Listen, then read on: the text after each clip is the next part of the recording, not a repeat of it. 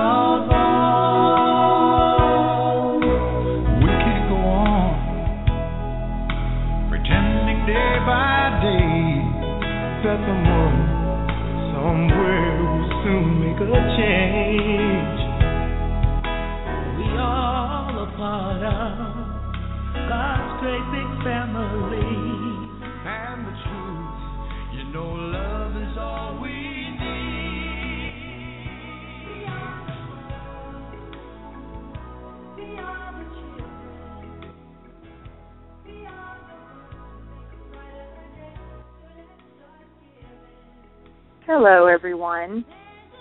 Hello to all our friends and family in all the countries around our beloved planet. Welcome to Dr. Kathryn May's Blog Talk Radio call, Channel Panel. Today is Sunday, August 17th, 2014. And today's show is our healing call and training for Ascension with Sananda and sometimes guests. We'll see who's here today. This is your co-host, Meg Davis, calling in from the greater Atlanta area in Georgia. And our host, Kathryn, is calling in from her beautiful home in High Falls, New York. Hi, Kathryn. Welcome.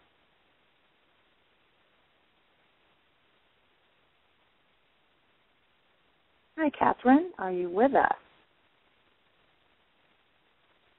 Oh, Sananda's going to... Yeah. You actually just came on, so start over. Oh, really? Yeah. Sorry about that. I think I had myself muted. Oh, sorry. Hi, Kathryn. Sometimes there's a delay. Well, hi, everybody. It's great to be here. And we're going to have Sananda and the Arcturians. We have a really full show.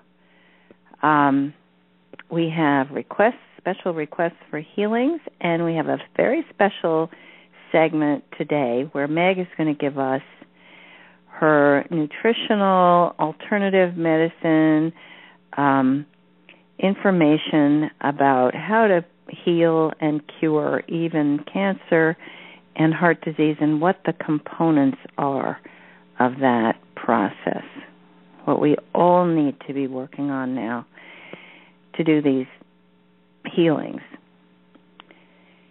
So I'm going to, the schedule today will be, I'm going to start with announcing the people who are going to, who've asked for special healings.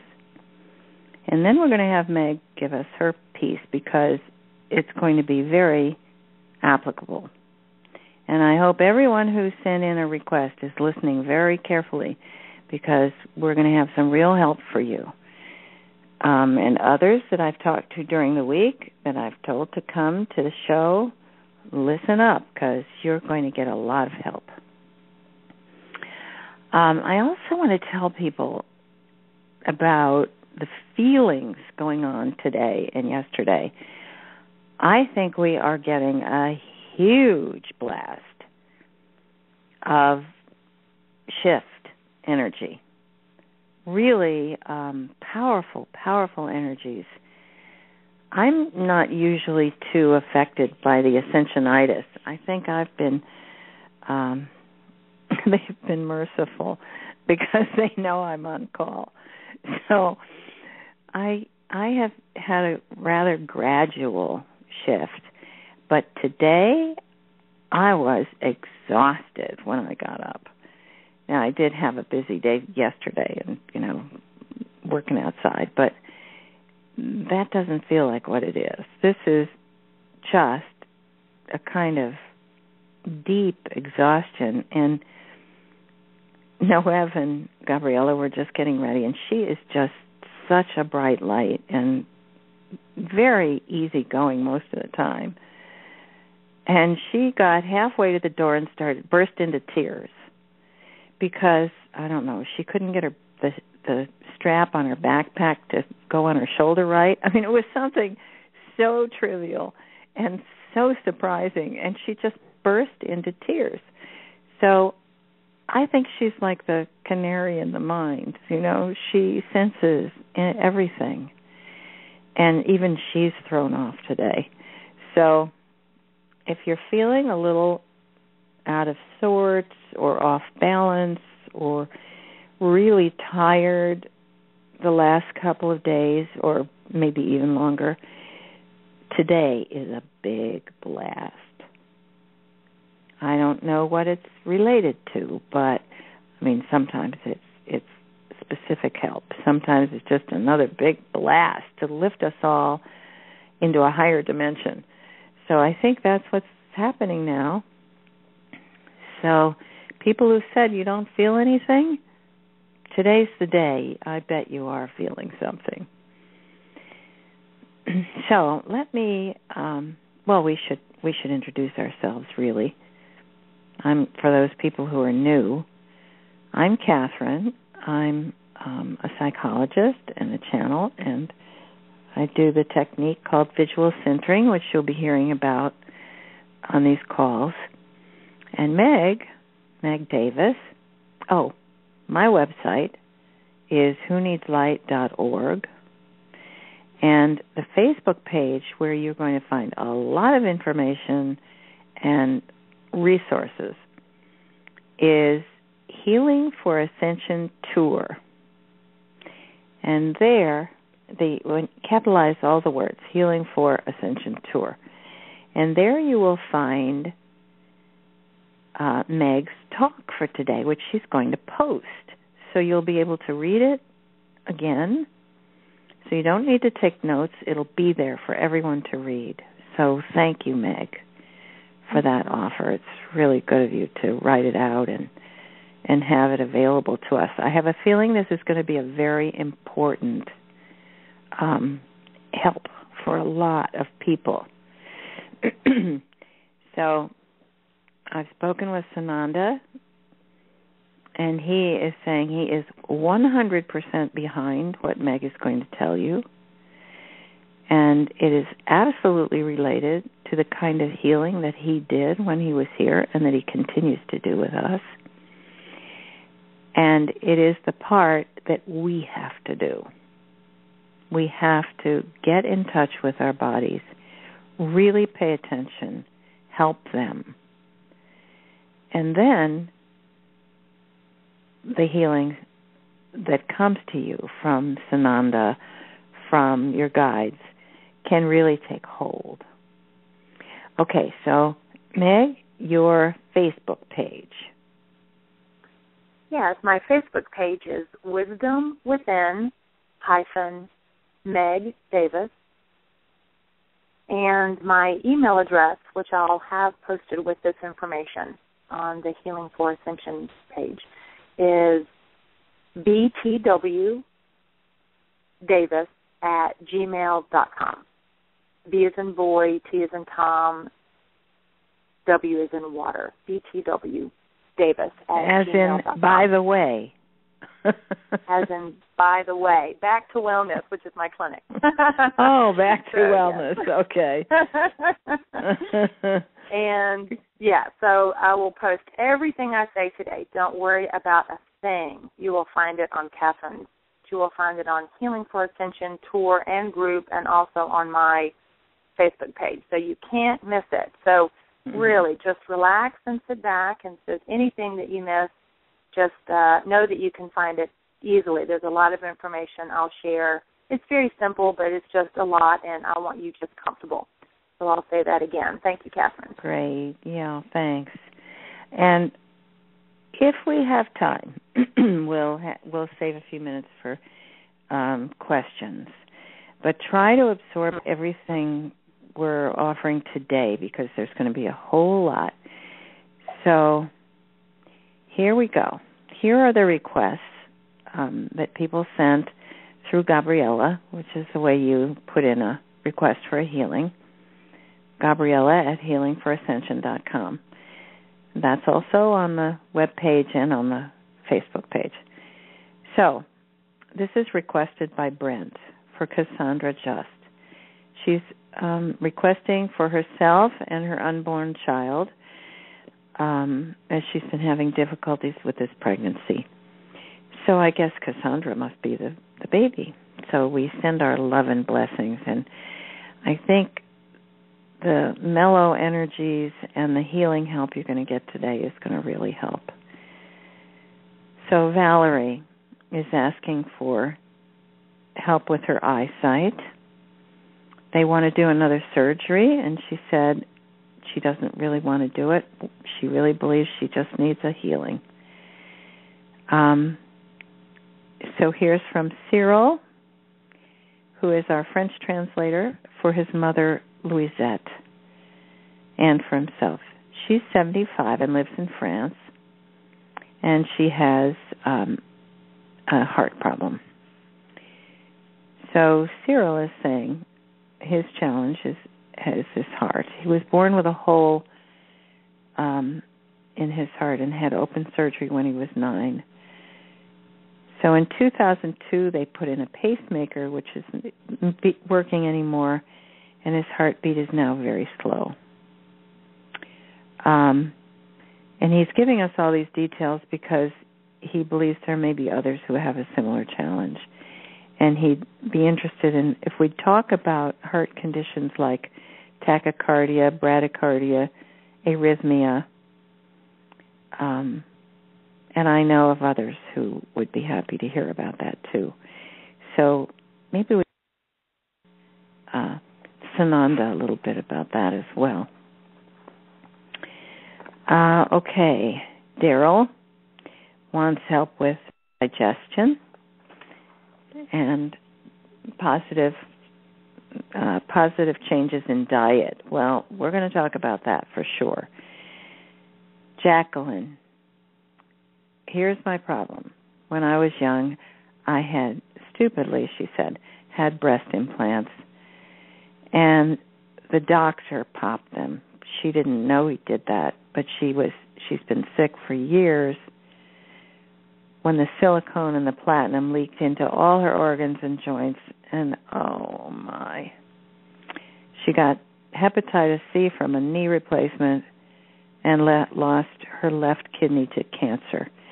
So she did get a settlement from Dow Corning, acknowledging that the things they were suggesting that women use were poison. And of course it doesn't help to get her, it doesn't come close to what she's already had to spend. So love and light to Jacqueline and a clearing. You're going to need a big, big blast of cleansing light. The Arcturians will help with that. So here's Andrea for her son Chris, who suffers greatly from addiction. And she's praying that, she said she wants to remain anonymous. Well, sorry, I gave you your first name. But he is reading the book, Who Needs Light? And we will pray to help him, and I know the book will be helpful for him. Here's Linda for her friend Vicki. Vicki was just released from U of M Hospital. That could be Michigan or Missouri or... Anyway, probably U of M, probably Michigan, with liver cancer and nothing more they can do for her. So they sent her home with oral chemo, which is worse than the disease. Yes, we know about that. So she's having her listen to the healing call, and I will absolutely include her by name. So Vicki, welcome.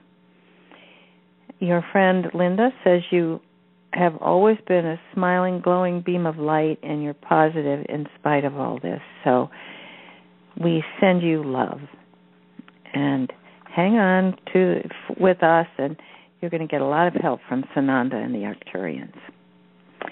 Okay, please add Marty to be listed in the healing. She's a beautiful young mother of 2 boys, and she has a disease called Takayasu arteritis.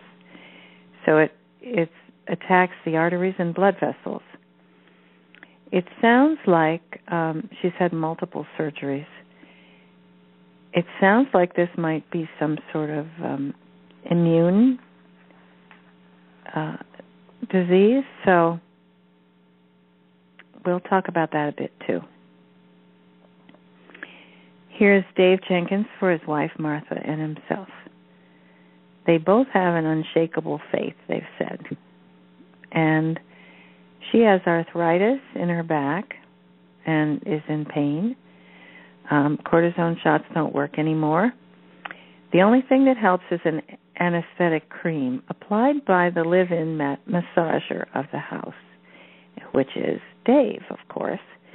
Now, look at this, Dave. The only thing that helps is for you to put your hands on her and massage the anesthetic cream. And do you think there's anything to do with the love that you also send with it? I think you're proving the case that love is the best healer. Well, he says he's feeling a bit selfish for asking for himself, and because he can still walk without too much pain. But he let himself gain too much weight and trained too hard and damaged the cartilage in his knees. So he wants to be healed so that he can run again. Well, you know, that kind of walking where you can go real fast is way easier on your knees and really fun.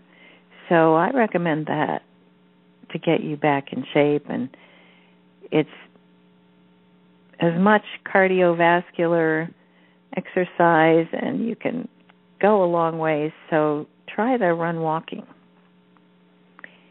along with the other things we're going to suggest. Okay, here's Allison. She's requested for post-traumatic stress and Ascension symptoms. So you're probably not going to get rid of them. You have to absorb it. She wants emotional and spiritual healing and some sort of attunement for strength and balance and energy. Well, she's feeling it like the rest of us. So, yes, balance and I think a kind of easygoing acceptance. They're doing this for us. It's to help us. So welcome it, embrace it, absorb it. And the faster you absorb it, the quicker it goes. This is Nya Yang for herself and her mother. During one summer when she was in 5th grade, she was curious about the sun, and she stared at the sun, and it affected her vision. Also, her hearing isn't good because as a child she suffered a lot of ear infections, and her hearing is very compromised. So she hears ringing in her ears, and yes, I hear ringing in my ears sometimes, and it's always somebody who's sending energy and wants to make contact. So who wants to speak to you your whole life? Your higher self, yes, and your body, of course. So she wants to include her mother, who has arthritis and back pain and Lyme disease. Well, I gave the suggestions for Lyme disease just a week or two ago. I probably should post that as well. I'll ask Meg to include that as a PS in her posting as well. Miriam, she's on the Facebook page and she lives in New Zealand. She has a skin rash that flares up. So she's gone vegan. She meditates every day and she's a healer. So she's struggling to transmute it. It improves sometimes, but it's not gone. So, okay, Miriam, buckle down and we're going to blast off. So I think you're going to get a lot of help today. And she wants us to come someday to New Zealand to teach visual centering. Okay, we'd love to do that. All right, that's our list for today. And everyone else who wishes to come, of course, you're invited to the healing session.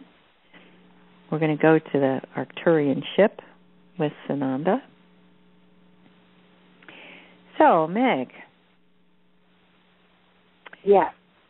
I'm going to turn it over to you, and you can give us you said you made it the short form, but I know there's a lot to talk about when it comes to healing and nutrition and so on when it comes to cancer, and it's so important. So don't feel you have to leave anything out because we're all ears. Okay, great. Thank you, Kathryn. As I was listening to the list of wonderful people, I always just love it when people have the courage to ask. I think that's something that I learned even deeper from one of the members of the retreat last week named Christine. Hi, Christine. That she said, we just don't ask enough. And I took that to heart. And we had a whole little morning session before we gathered where she just went over deeper and deeper ways to ask. And we don't even have to know who. We can just ask, and they are right there ready to help. So before I begin, I'll just tell you really briefly, this was my story and why this is so personal to me and such a topic that I enjoy talking about. So both my parents died of cancer or complications of. And I read a book called Eating Right for Your Type in my 30s. And it talked about certain blood types have certain affinities for diseases, and type A positive, which is what I am, was an affinity for cancer. Now, I don't really know a lot about the research in the book, and that's not necessarily my point, but that's why I chose to become vegetarian, is they said I don't do well with meat. And at that time, it was very difficult to find clean meat. I couldn't find any resources for grass-fed or hormone-free.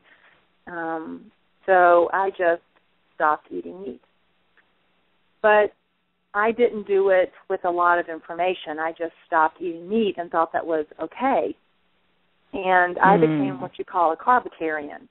And that's not an official word, but I think you know what I mean. And I ate very high-quality carbs, but nonetheless, I would have steel-cut oatmeal in the morning with agave nectar and organic blueberries and almonds. For lunch, I would have half-sweet potato, organic, cup of quinoa, and some organic beans. And then I would have maybe some homemade granola for an afternoon snack, and at dinner I might have some brown rice and another type of vegetable. So somebody from the outside might say, oh, I don't know, that sounds pretty healthy, but to a person that knows anything about carbohydrates, that was an inordinate amount of carbohydrates, even though they were healthy. So in the combination is where I had my problem, and I find that's what most people do. It's just a combination issue. It's not that they don't know what a carb is or a carbohydrate. It's just they don't know the levels that are healthy. So I became insulin resistant in my 30s and developed a host of health issues. And then I became acquainted with a brilliant husband and wife team of acupuncturists from Austin, Texas, in a seminar, and it changed my life on a dime. I knew I was sick, and I knew the way out, and I knew that this would change my practice. And so I became a nutritionist who does acupuncture as opposed to an acupuncturist, because I didn't want to see people unless they needed me. And I knew that the first medicine is always food. And I began to try to put myself out of business with using nutrition. And I was pretty close.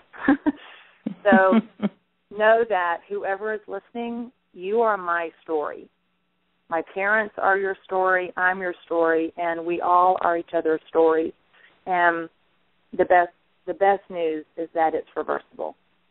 And I have seen in my own practice, in my own life, that cancer is reversible, diabetes is reversible, heart disease is reversible, rheumatoid arthritis is reversible. All of that is reversible if we get the right information. So Kathryn has lovingly offered up a piece of this show to be able to share with you my information and start us beginning a dialogue on how we can start bringing some hope into these issues that seem insurmountable and are told they're insurmountable by a certain population of medicine. And that's just not true.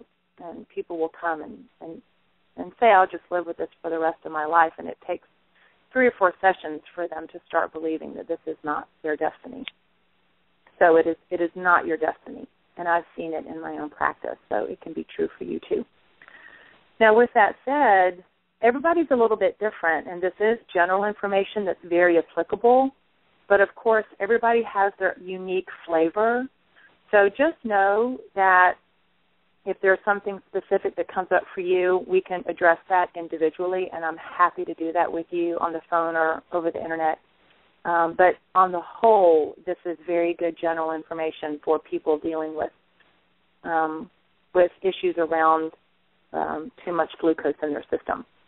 And with that said, the light that we're getting now from the great central sun and the dispensation we're getting, it is so quick to make these changes now compared to a year ago. I have people coming in so much farther ahead than they were even when I was going through this problem. So even if you hear some information and it sounds daunting, you are so helped right now by your higher self and by the light that you'd be surprised how fast and how easy you can make these changes. So the topics I've seen that too. Yes, so fast. Like, for example, when the December 2012 came, the next day I was already eating almost no meat. But the next day, I just never wanted it again. It wasn't even a conscious thought. That was purely a light download. So if we really claim it, we're going to get that download just like I did to make the changes. It's completely possible. So the names that people throw around are diabetes, type 1 and 2, prediabetes, metabolic syndrome, syndrome X, hypoglycemia, insulin resistance, heart disease, cancer, all those Western medical words. But they're really all just one long timeline of the exact same thing. They're just 1,000 names for one thing, and that is our body producing symptoms on trying to handle more glucose than it can utilize at that time. It's really that simple. All we're talking about is levels of blood sugar and the insulin that the body produces to carry it into your cells. Almost everything Kathryn listed was some form of adaptation that the body tries to do in order to handle the levels of blood glucose. And many times I try to tell people, diabetes is actually a way for your body to adapt for your highest good with the diet that you're eating. It's not actually your body working against you. It's actually your body working for you with the diet that you're eating. So wait till you see what your body does when you start correcting the diet. I've never seen a more forgiving organ in my life. 3 weeks, 6 weeks. People are virtually symptom-free. It's the most amazing thing I've ever seen. It will work as hard for you coming out as it did going in. So one of the things to remember is these diseases that we get, are actually just your body adapting and trying to do the best for you. So let's love our bodies up. Say, I know you're working hard for me, and now I'm going to work hard for you. And we're going to get out of this, and we're going to start seeing those symptoms disappear. One of the best ways that was described to me to help me understand what my body was doing is when someone described to me what happens when we eat. So at that time I was eating steel-cut oatmeal, so I'll just grab that because oatmeal is easy for a breakfast. So we eat oatmeal, and then our body digests it if we have the right amount of stomach acid. If we don't have the right amount of stomach acid, we'll get acid reflux. So reflux is actually too low stomach acid, not too much, which is why it's the number one prescribed medication in the country, and it's given incorrectly. So if we have the right amount of stomach acid, it'll digest correctly and empty into our small intestine, which is like a sieve. It's like a colander. And it breaks down everything. If we have good bacteria and good enzymes, it will break down all of our food into three things: amino acids from protein, glucose from the sugar that we eat, and fatty acids from the fat. And then it sieves through to the blood, and our blood uses those three materials to do everything: build new cells, strengthen our immune system, make neurotransmitters, give us energy and ATP for our cells, everything, even clean us out. It uses all that nutrients for those processes. And then, for all the glucose that we eat, the pancreas releases insulin. And it partners up one molecule for one molecule of glucose and insulin, and the insulin carries it into our cells, and we have energy. We do Meg stuff and Kathryn stuff and Gabriella stuff, and it animates us. Without the insulin, the glucose can't get in the cell. So we need insulin to carry the glucose that we have into our cells for energy. And then the glucose is used up, it's carried into the cells, and the insulin goes away. And then we should burn fat for energy until our next meal. And then we eat again. And the blood glucose levels rise. Insulin is released, carries into the cells. And what did you say is released? The insulin is released from the pancreas. It carries the glucose in the cells, and then the insulin goes away until the next meal. And we do this 3 times a day, maybe 4 times a day. We eat and then use the glucose and burn fat till the next meal. We eat again. We use the glucose and burn fat until the next meal. And it does that. Now the problem comes in is, say we eat steel-cut oatmeal for breakfast and Meg has an office job. So I sit until lunch. I didn't use up the glucose I ate for breakfast before my next meal. So now my cells are still trying to use up the glucose. And then I eat again with something that has glucose in it or sugar. And then I still sit at my desk job. And then I eat dinner. And I have glucose still needed from breakfast and from lunch, and it's still not utilized. So you can see how the levels of glucose and blood sugar build up if we don't use the amount of glucose from one meal to the next. And it builds up, and it builds up, and it builds up. And then the cells go on strike. They say, you know what? You're not even using the glucose that I have in my cell. I'm sure not taking any more. And they close down their receptors to sugar or to glucose. And they become insulin resistant. Just sort of like, Katie, bar the door. I'm not taking any more until you burn what you got inside my cell. I want to add something to this to see if this is correct. So when you have too much glucose circulating in your system, your body has to really work hard to produce insulin, right? To produce enough to make a 1-to-1 match. Yes. So your body is really working like crazy to try to match up, the amount of glucose? Okay. Yes. And with that note, there's these little cells on the outside of the pancreas called beta cells, and we also have some beta cells in our blood. And they're like reading glasses, I call them. They read the amount of sugar in the bloodstream. Mm-hmm. And they report back to the pancreas going, all right, Meg just ate X, Y, Z. She has this much sugar in her bloodstream. Give me this amount of insulin. And they constantly report back to each other, back and forth. And then, but if we continue to have our cells washed in insulin and glucose all day, every day, without exercise and by eating too many foods that have carbohydrates in them, which I'll talk about, the pancreas goes, okay, this is too much. I can't read this fast, and it's too much. Then the little beta cells go on strike, and they actually start to die or atrophy from overwork. So now you've got cells that have shut down their receptors going, no more until you start burning some glucose. You've got the pancreas releasing insulin that's exhausted. So then their cells that read your glucose start to atrophy. So now you've got a pancreas that needs, trifocals instead of singular, and you've got your cells on strike. In the meantime, insulin is the most inflammatory chemical in our body.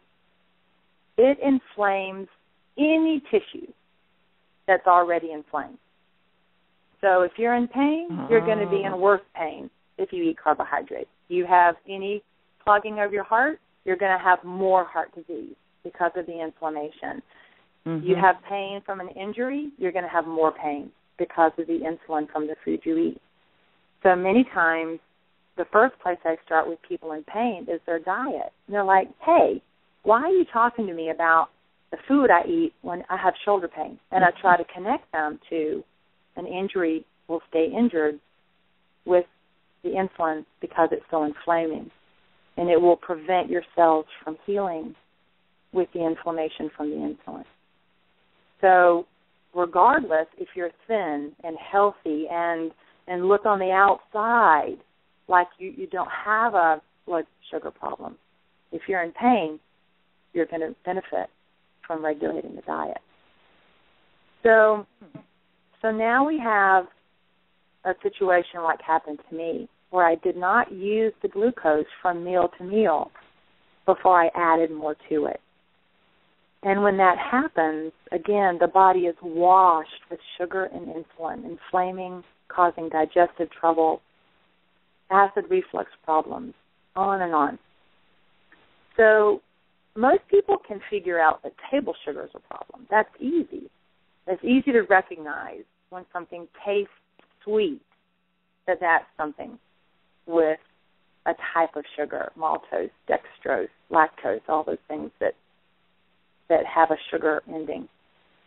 But what really is trouble is what we need to understand is what the food turns into in our digestive tract, regardless of what it tastes like. And this is what's so confusing, is people will say, oh, no, I don't eat any sugar. I've removed adding sugar to any food, which is huge, actually.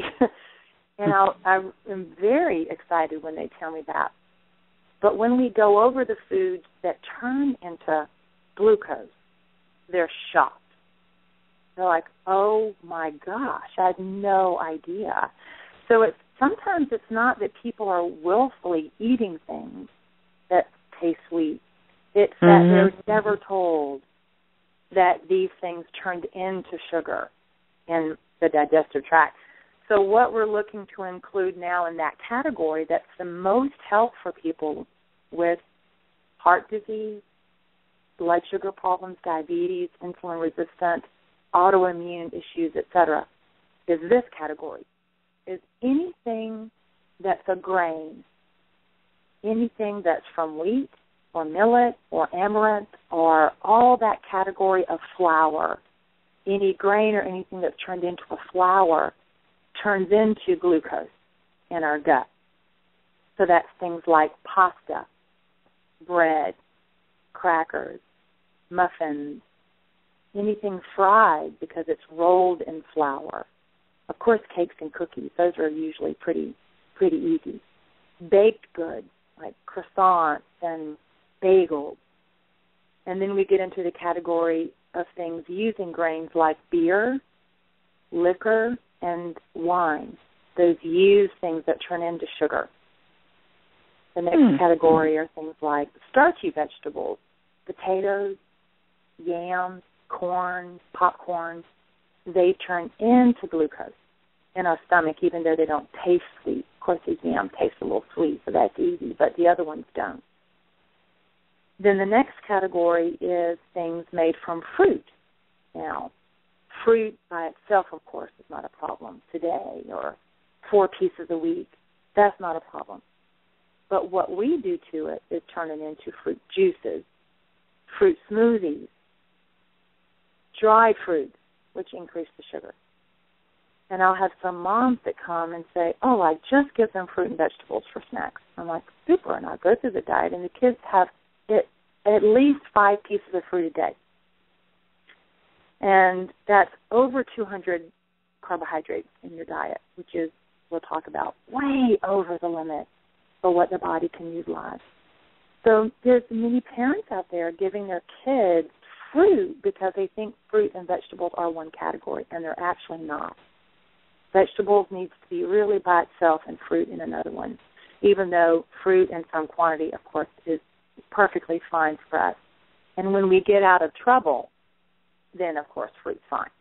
But when we're reversing something, we really need to get that fruit almost out of our diet or really, really low until we can handle the level of sugar. So those are the types of foods that when we start bringing them up, people are like, oh, my gosh, I had no idea. And added to the fact that the body can only really utilize about 30 carbs per meal. We can only burn or synthesize about 30 carbs. It's a little different for everybody, but that's a general number. So when you look at a potato, a regular Idaho baked potato has 65 carbs, and we can really only utilize about 30. You can see how we can get in trouble so easily. A banana has 30 carbs, right? An apple has 20. A yam has 35. Pasta has 110. A sandwich, the bread, has 35, just the bread alone. So when you look at one slice of bread, that's not a problem. One piece of fruit, that's not a problem. But when you add the load of a meal, this is where we have difficulty. Where you'll have a sandwich with the innards, fine. We have a Coke, and then we have potato chips, and now we're over 120 or 130 carbohydrates, and the body can only 30. So now, is this grams or how? What are you measuring? Grams, yes. Grams, yeah. Okay. And I'm going to include on my the post a easy website to go to, and you can find all the grams of carbohydrates in your favorite foods. It makes it so much easier. Oh, and great. I'm a creature of habit. I eat the same thing all the time, so I memorized my foods very fast, and I could regulate and count my number very easily. So it doesn't take long. It's not like you're memorizing all the foods in the world, just your favorite. So this is the trap that we get into, where we don't know the amount of carbohydrates in our food. We eat too many during a day, and we, if you're like me, was sedentary at that time, more sedentary than I am now. So I wasn't burning the glucose. So the exercise piece is so important.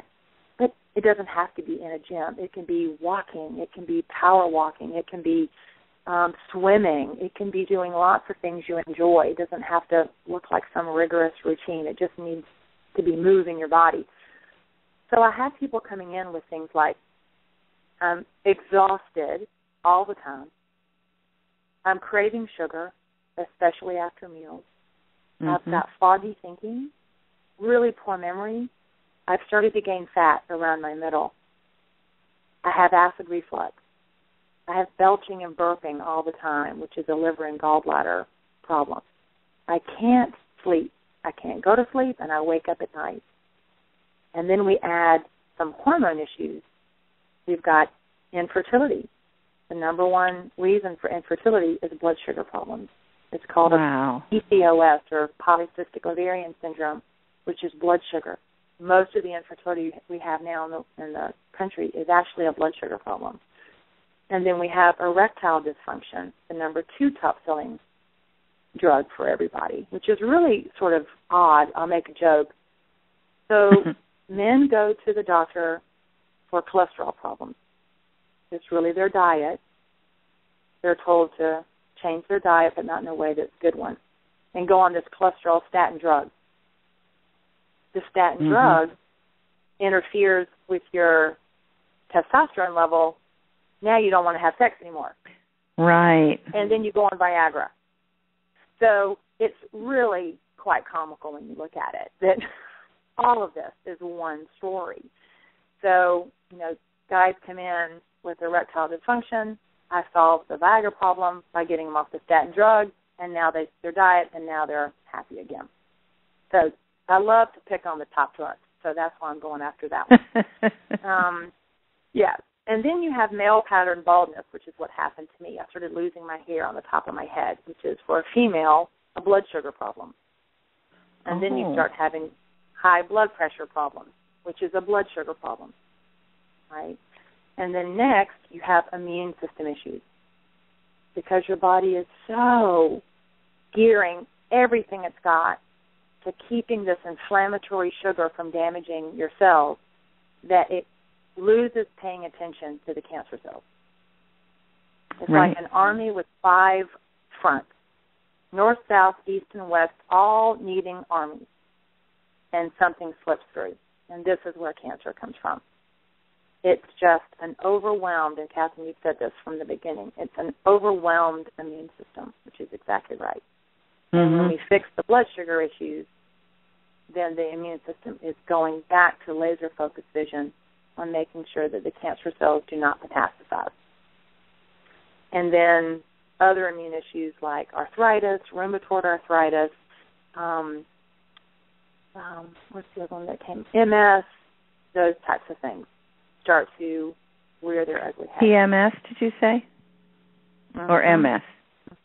MS, but PMS is there too. You've got that issue as well. And women will come in, I'm angry all the time, I'm chopping everybody's head off, my joints hurt, and I'm having horrific hot flashes and night sweats, and that's part of the same issue. It's not that we won't have some symptoms of stopping our cycle, but we should never have all those problems. This never should be something that chaotic. That's usually exacerbated by our diet. So at this point, they go to the doctor, and they're told they have a test their blood sugar, and it's 140, 150, 160, or over 200, sometimes over 600. And they're placed on metformin, Januvia, glipizide, or even insulin at that point. Right. And all of these are Band-Aids that make the numbers look pretty, but the underlying inflammation is still there, and the diet changes are still there. And we really, really get into trouble if they refer you to the American Diabetes Association. Now we're in trouble.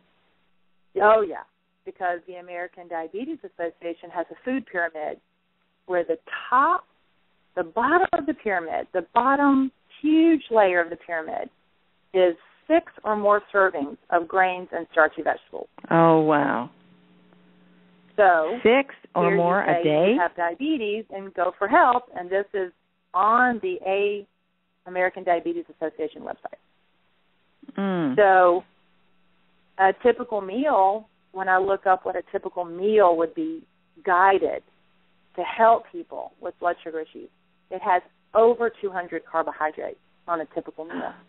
One meal? No one will ever, one day, no one will ever reverse diabetes on 200 carbs a day. Never. It will only get worse, which, of course, sells more drugs. But I didn't say that online.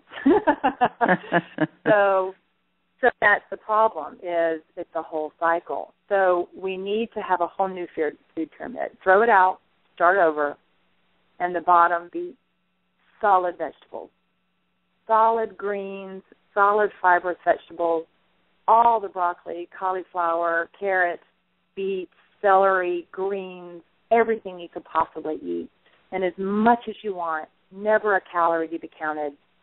And then when we move up, category like legumes with protein, lentils, nuts and seeds like quinoa, really healthy fats, avocados, olives, organic raw coconut oil and olive oils, and butter even if you like, if you still do a little dairy, lots of water.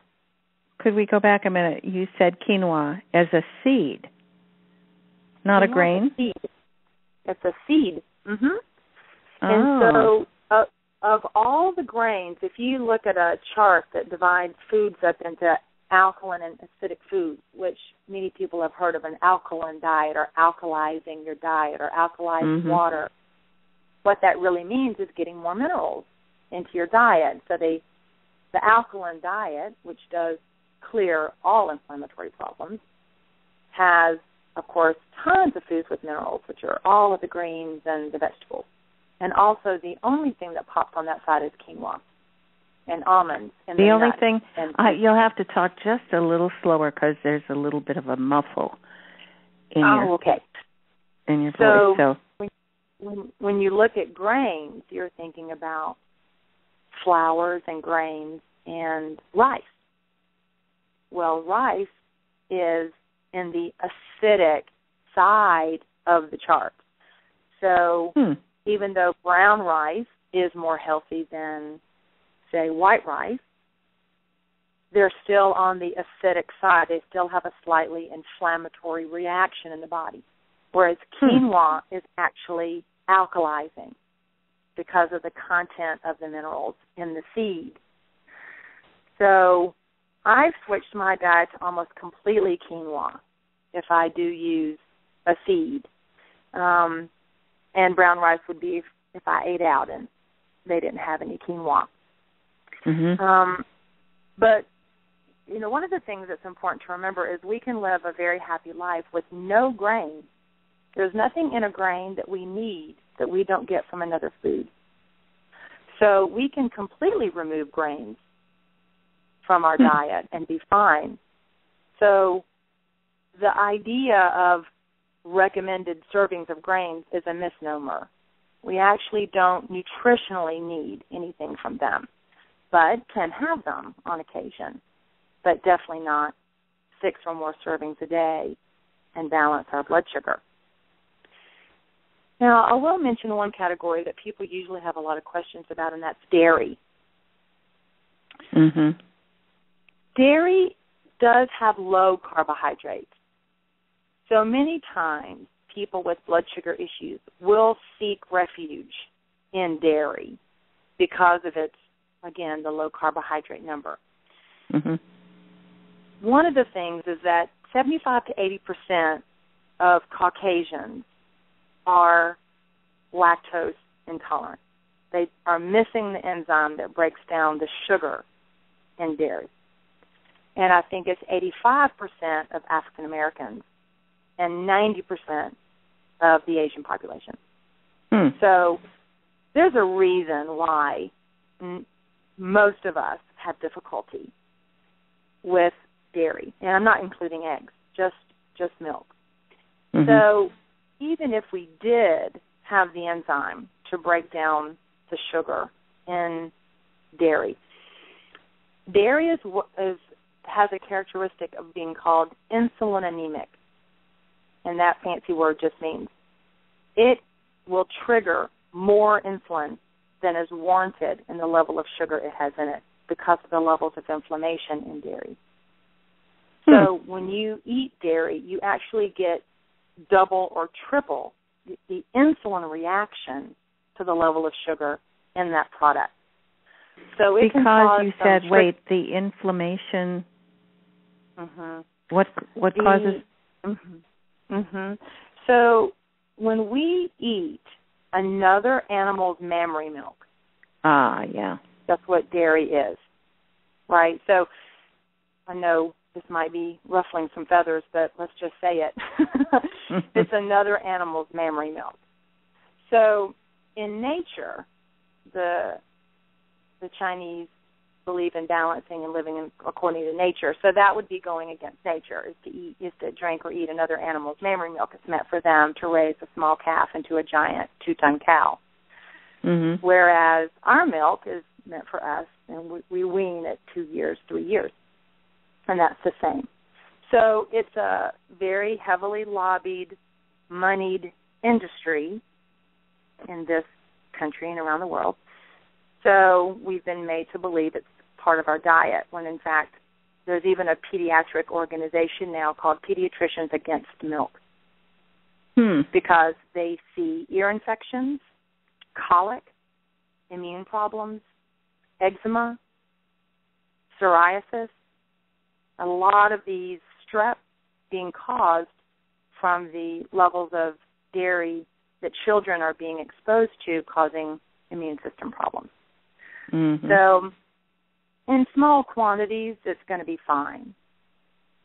But when I have kids coming in, drinking a gallon of milk a week, or parents putting melting cheese on everything because the kids won't eat vegetables, now we're getting into some tricky areas of having a really inflammatory product in the digestive tract. So if we can start lowering and moving away from dairy, we are going to really see a symptom relief that will be so fast. I had a gentleman who was having pleurisy, which is trouble breathing and swelling around the lungs. And I was treating him with acupuncture, and I said, look, while you're getting well, you got to cut out all sugar, all dairy, et cetera, et cetera. He's like, dairy? What? Oh, my God. But he said, whatever, I'm feeling terrible. Of course I will. So 2 weeks he went without any dairy, no cheese, no yogurt, no milk. And then he said, whatever, I don't believe her. I'm going to have some cheese. So he had some cheese and proceeded to cough up phlegm for like 3 hours. And so he came back and said, okay, you win. I felt it. And sometimes that's very helpful for people to do, is just put it to the test. Take a 2-week period, take a 3-week period, and remove something from your diet. And then really load it up on the day or two that you want to test it. And just feel, right? Your vibrations will know immediately. You'll feel it. And if you have tiredness or fatigue, or you have phlegm, or you're blowing your nose more, or things like that, then that's a clear sign that we're having some trouble processing it. So with all that said, and the way out is to get your carbohydrate level down to the point where you are able to start reversing these issues and allowing your cells to open up its receptors again to start allowing the uptake of glucose and your pancreas time to heal. So that means adding regular exercise to your routine every day, at least 30 minutes of moving your body, and finding out the carb levels of the foods that you're enjoying. And, again, I'll have the website on my post. And you'll be surprised when you look at how many carbs are in some of your favorite foods, and then start making the changes that you can. Your body is very forgiving. You can go as fast or as slow as you need. Some people, like me, went home and cleared out the fridge and never went back because I was so sick. But other people do like a more gradual change, and that's fine. At least you're stopping it from progressing. And that's the first step. And then turn the corner the other way. Now, of course, I'm single, so it's easy for me to make the changes. But some people are in families, and they're the cook for the family, and they have kids, and it's a little slower. They end up cooking 2 and 3 meals, and I know that's very challenging. So do the best you can. Start churning, because if this is true for you, of course, it's also true for your kids. So many times moms will be listening, and all of a sudden they'll glaze over because I know they've just left their own problems and gone to their kids. And they're like, oh, my gosh, I'm poisoning my children. And I was like, no, let's not go there. Let's stay with you. But yes, it is true that what's good for the goose is good for the gander. And you'll find that you'll want to make these changes for your family as well, and that's fine. So getting your carb level down to about 100 carbs a day, you will feel, within a week, you'll feel like a new person, literally within a week. I don't care what disease you've been given. You'll feel different. And then if you get them down to 50 carbs a day, you'll start the reversal process. Now you're going to actually heal the body, and you'll be removing the diagnosis completely. Now, some things, of course, are a little bit more complicated, but yeah. Yeah, sounds hard because I want to just interject. I can feel people must be going, oh, my God, this sounds impossible. But when you think about it, you're really talking about a hunter-gatherer diet. Yeah. Right? Yes. Vegetables, a few berries here and Good there. Fat, few berries. And since Prime Creator has called on us, along with Diana, to really take the challenge of not eating any animals, so not eating our brothers and sisters, right? I particularly want to support the vegetarian and vegan world because that's where I came into my most difficulty. So, when we're looking at removing meat, which has no carbs, it's easy. I can see where people started going paleo and eating more and more meat and solving the carbohydrate problem. But we're in a little bit of a pickle there, right? So we need to support our ascension process as well as stay healthy. So if we use proteins that are quinoa and legumes and plant proteins, because if you have an amino acid, you have protein. So greens and vegetables have protein. It's just not as much as meat. So we just have to eat a little bit more. So most people love when I tell them that they get to eat more and lose weight. That's good news. So, yeah. So it's really, I just took it step by step and started eliminating, I stopped eating pasta. Then I started slowing down my dairy, and then I went off eventually. Then I eliminated potatoes, and then I eliminated bread. Maybe I went to Ezekiel bread first, which is sprouted grains, and stayed there for a while, and that's fine, and then I kept going. And I just sort of took a month at a time. I picked one thing a month, and I just started eliminating it. And by the time a year was done, I was clear. So just take your time.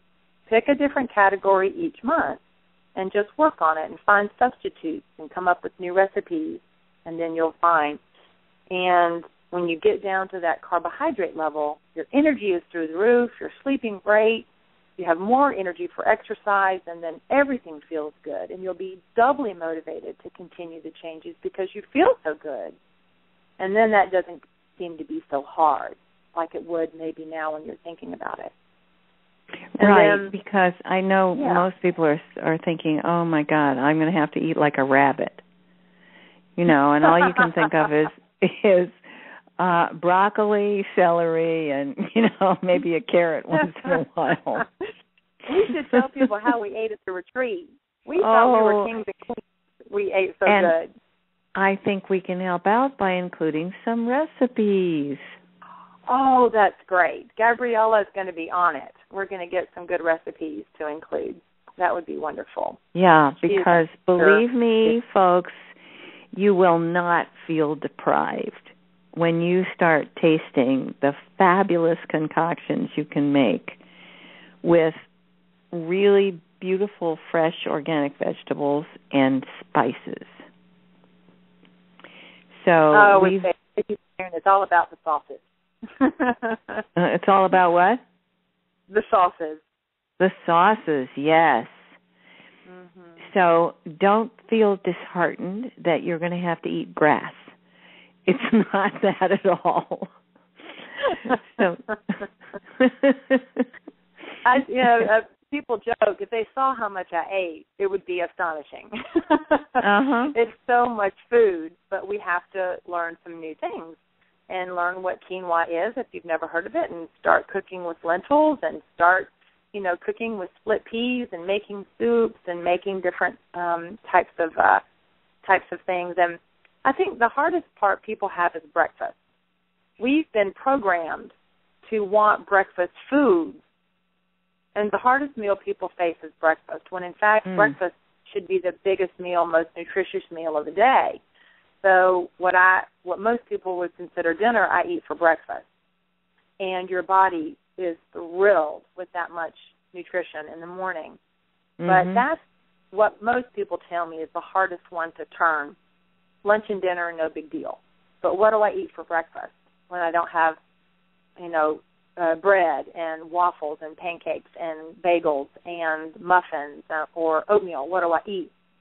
So that's when I usually say, open up breakfast, throw out everything you've known about what you should eat for breakfast, and just make it another meal of the day where you eat more yummy food.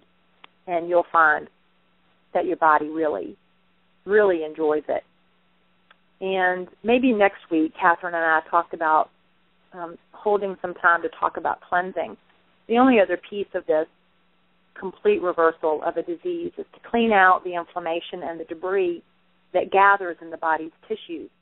And there's really easy ways to do that. So if we have time at one of the upcoming sessions, I'm happy to share with you some easy ways to do cleanses that's nice to do, once a year pretty regularly.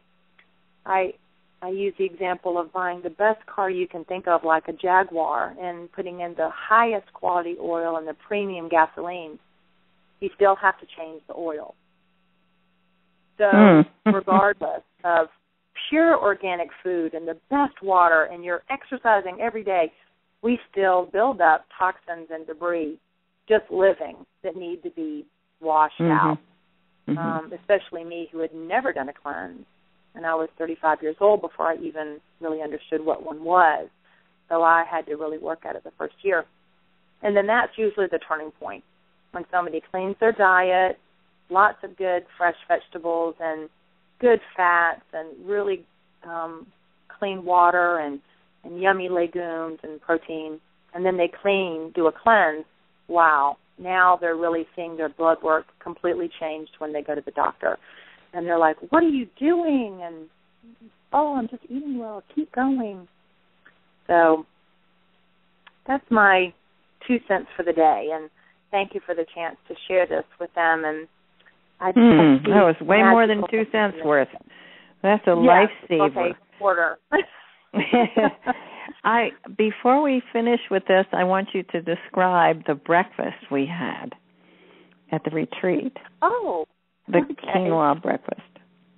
I'll have to give credit to my yoga instructor, who is vegan as well. We were swapping recipes, and she says, try this out. So I did, and a week before I came to the retreat, so I forced it on everybody there.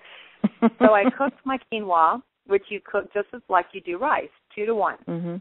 2 cups of water to 1 cup of quinoa, and you bring it to a boil, and you cook it for 30 minutes. And then you add some fresh ground almond butter and half a banana. And from there, you can be creative and add some nuts or some berries or something. And so you get the full grain of the quinoa, the full component of amino acids in the quinoa. So it's a complete protein. Then you have the almond butter, which has some carbs, some fat, and some protein, but really good fat. And then you have a little sweet from the banana and some minerals, potassium and magnesium, which are great for cramps and for your muscles. And it was delicious. I just loved it. Oh, my gosh. It was divine. I couldn't believe how good it was. So for people who want a warm breakfast and the oatmeal, switcheroonie, that's a great place to start. Yeah, almond butter is so good. It's really good. Peanut butter is a good protein too, right? Well, the little tricky thing about peanuts is peanuts are actually a legume. They're not a nut. So they have higher carbohydrates than a nut does. So, I see. So that's why almond butter is better. Better for us, yeah. And for some reason, peanuts grow with a lot of fungus on them. I know I live in the Jimmy Carter state, and he has a peanut farm here, so it's pretty famous. And peanuts, for some reason, they contain a lot of fungus. So there was a study where they picked a bunch of peanut butter jars all over the country and pulled them off the shelves and tested them. And for some reason, they had a lot of fungus, which causes sinus problems. So I just say buy organic peanut butter, which is clear of it, or get some good almond butter, and you're pretty safe. And boy, does it taste good. Delicious. So get to know your health food store. That's right. Get to know your health food store, for sure. And any questions, just contact me with individual questions, or if you missed something, I can clarify. And thanks for listening. And if I can do it, anybody can. So just dive in where you can, and before you know it, you'll be sailing.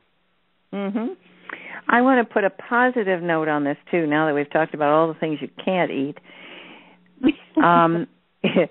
Gabriella, love her, she made a huge salad for me last night. It was in a bowl the size of a gallon. And I said, oh, wow, that's a lot. I don't think I'll save some. She said, no, eat the whole thing. And, you can eat an enormous bowl of salad with a little, nice vinegar and a touch of olive oil. Oh, my gosh, it was so good. With a little of this and a little of that, some cucumbers, some tomatoes, she put anise in some of our salads. It was so good. So it tastes good, it's good for you, and it's easy to eat. And, is it true that you can't eat too much salad? You can't eat too much salad. Okay. Well, I'm good then. Put some fat on there. That's the trick. I think people feel so unsatisfied is we've been told to be fat phobic. Right. And it is ludicrous. And most women come who want to lose weight, and I tell them they need to eat more fat. And they're like, what? Well, I said, no, you need more fat. Your body is starving. So your body won't burn fat if it doesn't get fat. So you got to feed it fat to burn fat. So avocados, olives, nuts and seeds, coconut oil, olive oil, just enjoy all you want. And that's what really makes us feel satisfied is the fat. Mm-hmm. Yeah. Some nuts in your salad, and you're good to go. Mm-hmm. Okay. Well, thank you, Meg. That was very enlightening, and I hope everybody listening really understands that this is a matter of life or death. If you have cancer, you can turn the corner. That and raising your vibration, and there is no disease that can survive in your body. And we have to be really conscientious about it because our atmosphere is still so toxic. The soils have been poisoned. The air quality is getting better. It's a lot better than it used to be. But it's not really pure. And the water, most people have to drink, even if you buy bottled water, most of it is just the tap water from some, town. So we really need to work harder at our diet because we're detoxing from so many chemicals in our environment. So this is why, we have to be very conscientious about it and dedicated. And it's based on the feeling that you love yourself and you love your body. And if you want to live, here's how. Okay? So thank you so much, Meg. You have agreed to write this up and put it on our Facebook page and our website, and I would recommend that people print it out, read it 10 times, keep it with you at all times, and start learning about how you can really take care of your body. Now let's make a comparison. Most people spend a lot of time learning about how to dress or they spend a lot of time learning how to put on makeup, women, or how to take care of your hair or color it or do what, we do all kinds of, and we're willing to spend hours in the gym. So this is not such a big change, really. It's really just getting back to what our bodies thrive on and needed to begin with. I mean, this is what people have eaten, if they had it available, since time began. So this is not really a radical change, unless you've been raised on things that came in boxes. And then it may seem like a radical change, but that was just the fake food we got used to for a few generations. So we're going back to the real thing, to take care of our real bodies, because they're precious and because we're taking them with us. We are not going to leave these bodies behind. We're not going to not need them anymore. We need them. We want them to get healthier and healthier so that when the time comes to ascend, we can take our bodies with us. And there's a very special piece to that, which means that we'll get to come back, we'll get revised and restored, and then we'll be able to come back and help out here. And to do that, we need a body. So hang on, everybody. We're going to all get healthier and stronger and smarter, too. Focus more easily. Feel more cheerful. All of it. All of it helps. And you're just going to be amazed.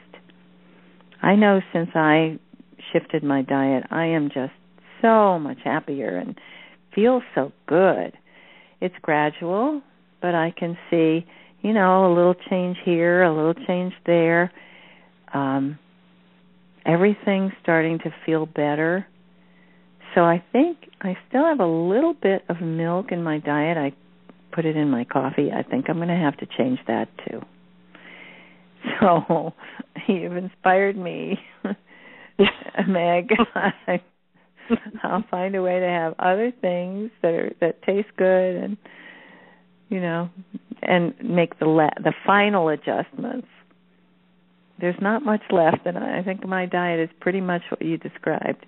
But any adjustments I have to make, I'm going to.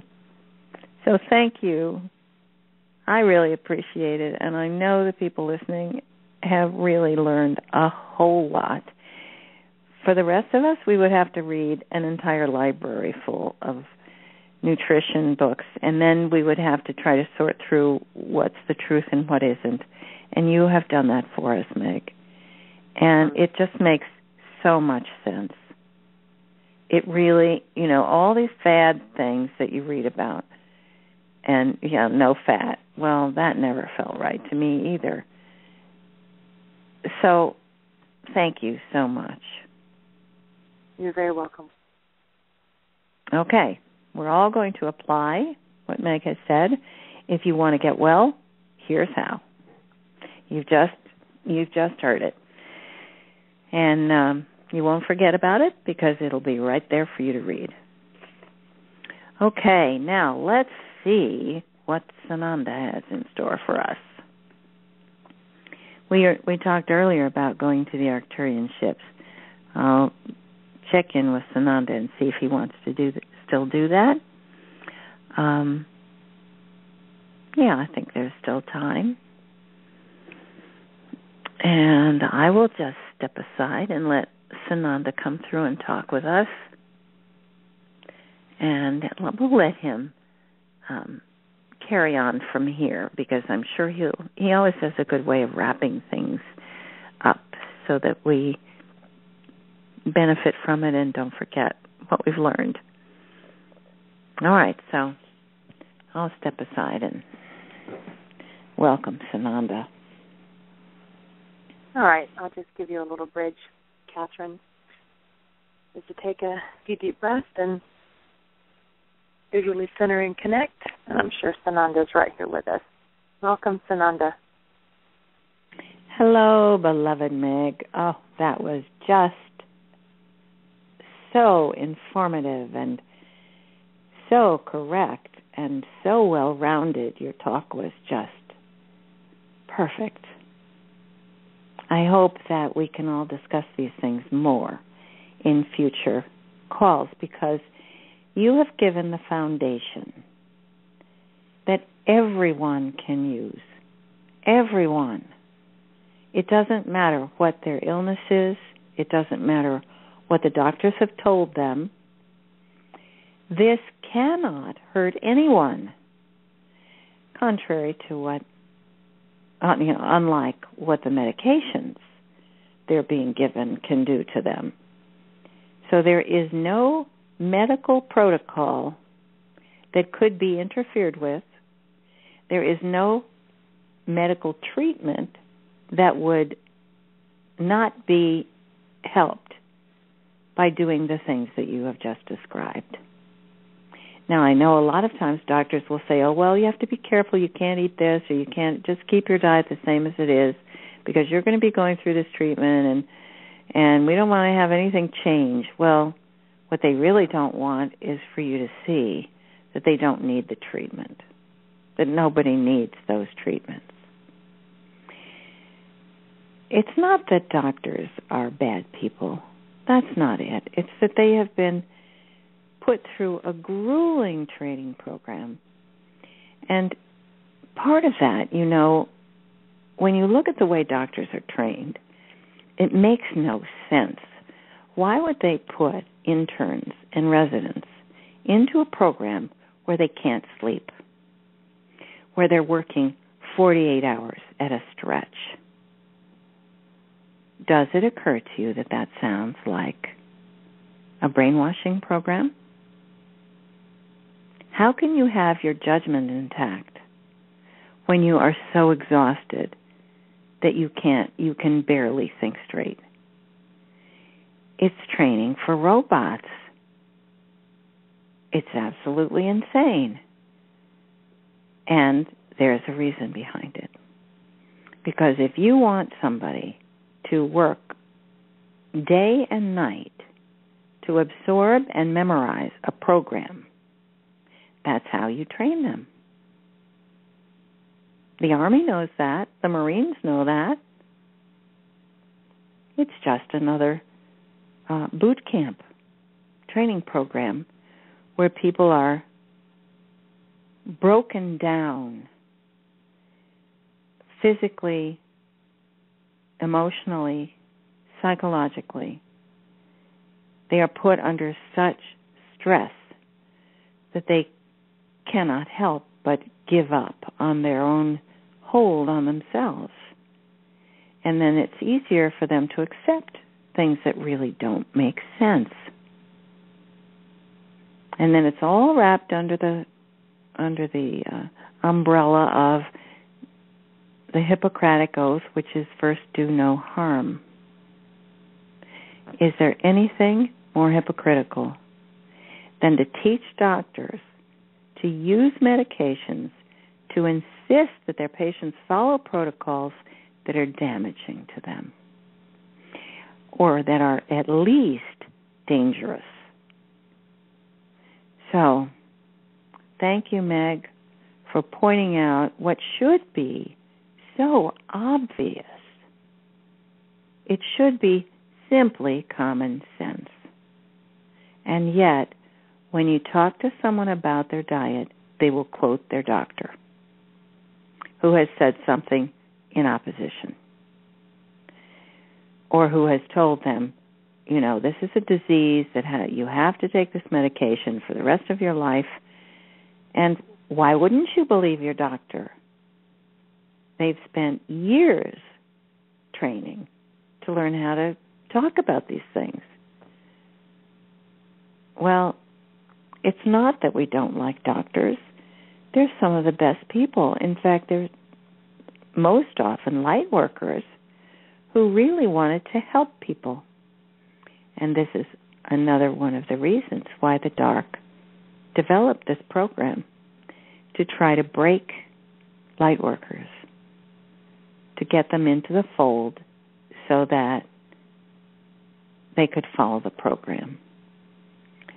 Now, you've been reading the messages, most of you, I bet, and you have heard or read Serapis Bey and Saint Germain telling you about, yes, there really was a matrix, and yes, that is what you're cleaning up now. So this is why we're working so hard with this healing. We are sweeping away all of the old untruths, half-truths,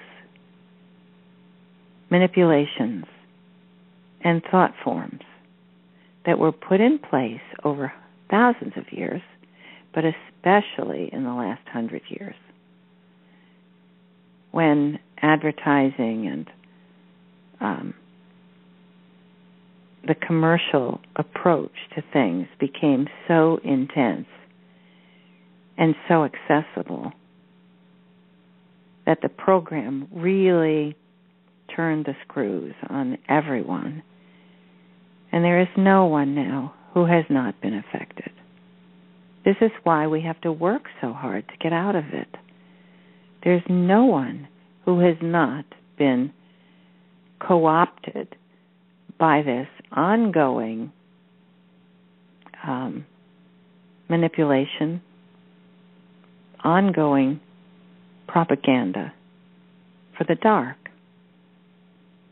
Now, you've read, I hope, that the archons, we use that as a sort of umbrella term, all the dark ones who were attracted to planet Earth, who intended to make this their final base, because Earth was, of course, in the lower dimensions. It was a three-dimensional planet, and the dark ones cannot survive over the higher fifth dimensions. They just cannot survive.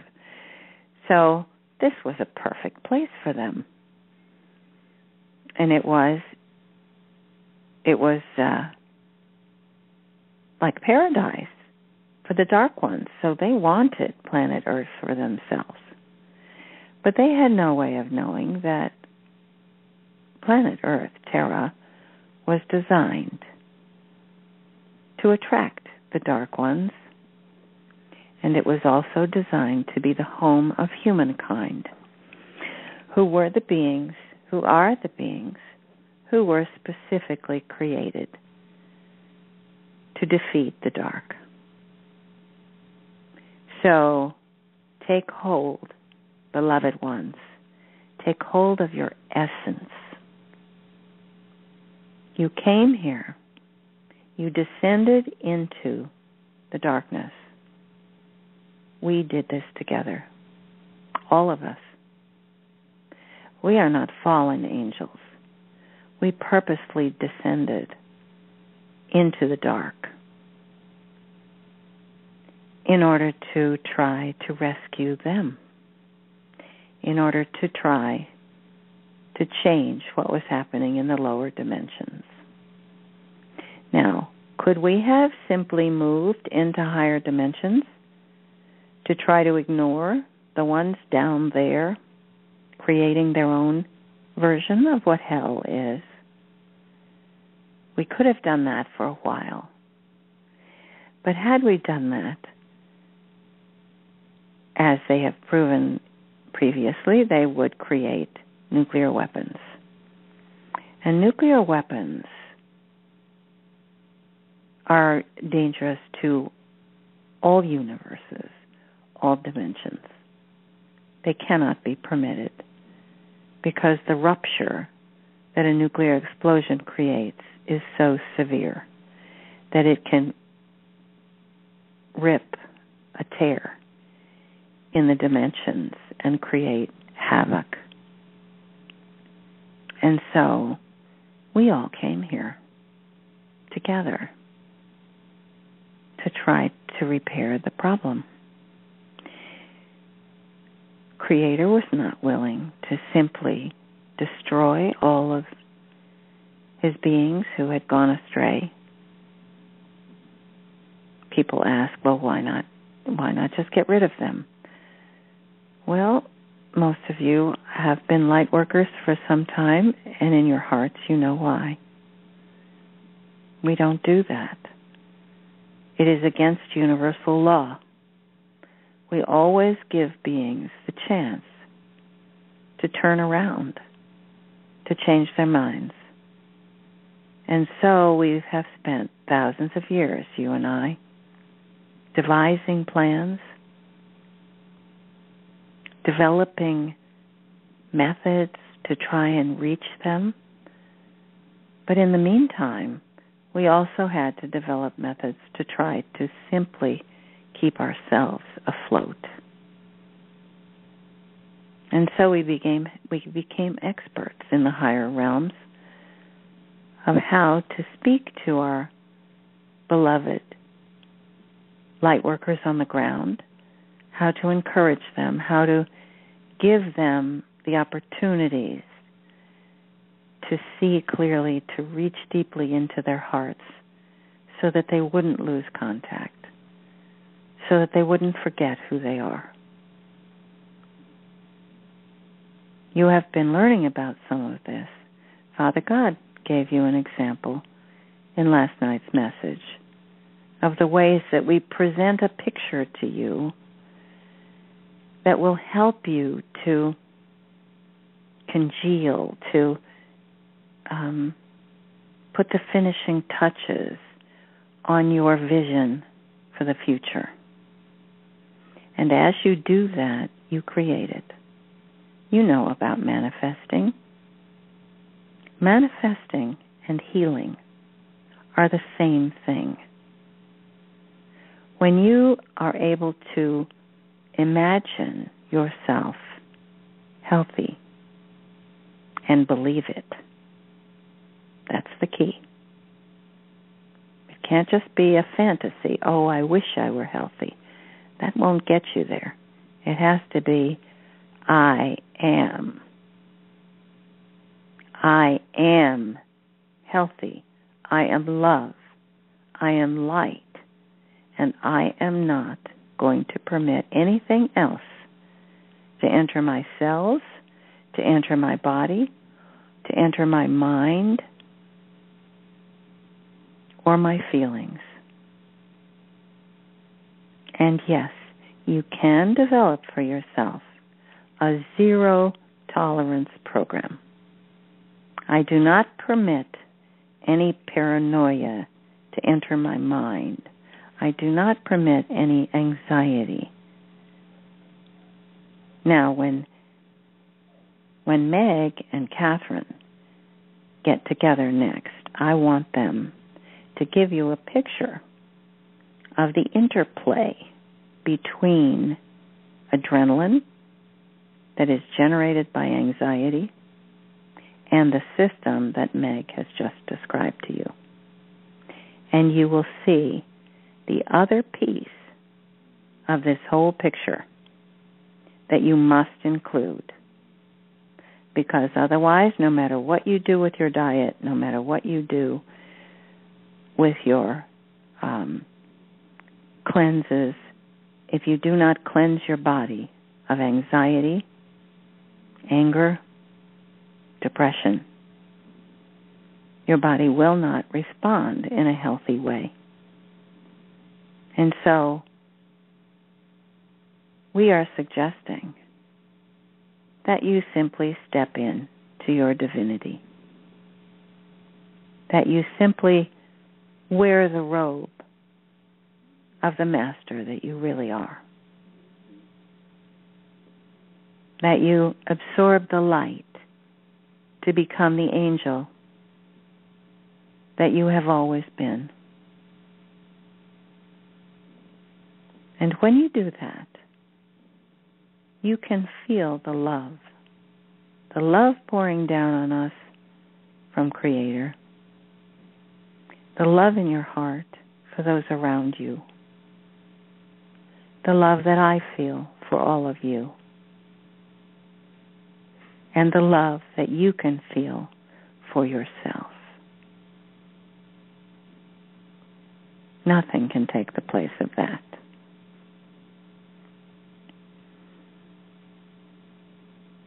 Now, let us all join together.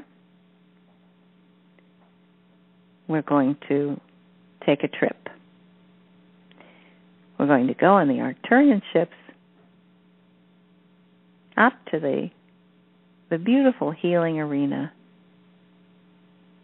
where we can all join together in the beautiful circle to do our healings.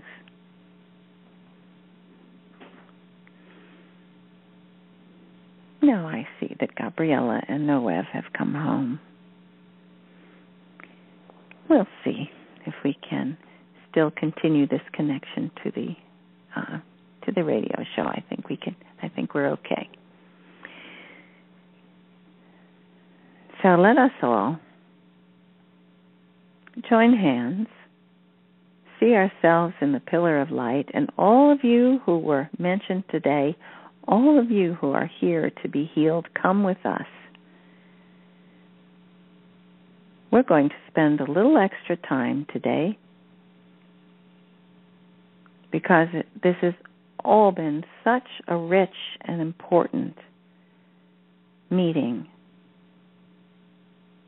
By the time you are finished here today and you take with you all the information and all the love that you have just experienced, you are healed. So join with us in the pillar of light. We're going to float upward, and today we'll have a little bit shorter session in the Arcturian ship because you've already been primed to absorb what they have to give us very rapidly, and the energies that you're all feeling from the great central sun are speeding everything up. You're going to see things happen on your planet at lightning speed. In the news, well, not in the media, but there are wonderful websites that are keeping track of what's happening in Iraq. And they are giving you reports, blow by blow, of how things are changing there. You are going to see created in front of your eyes a glowing democracy out of the ashes of religious conflict, international war, complete physical devastation, to become one of the most powerful leaders of the world. There are people there who are of the light, who are now so dedicated that you're going to see a democracy created before your eyes. It is thrilling. And you, beloved ones, are going to experience the same kind of thing today. You're going to become healthy, strong, and at peace. And that comes when you agree between you and your own heart to take command of this precious, precious body that's been given to you, to live out this thrilling experience, which is the transition of Mother Earth and all her beings. And so here we go to the ship. They open their panels and bring us into the reception area. Closing the doors, here we are, all of us together, healers, and all of you who've asked to be healed. And here are your ascended masters and angels who wish to be here with us. Feel the energy between us. Feel the connection we have. Now the great doors open and we go into the healing arena filled with light. Such a beautiful place. The crystalline quality of the structure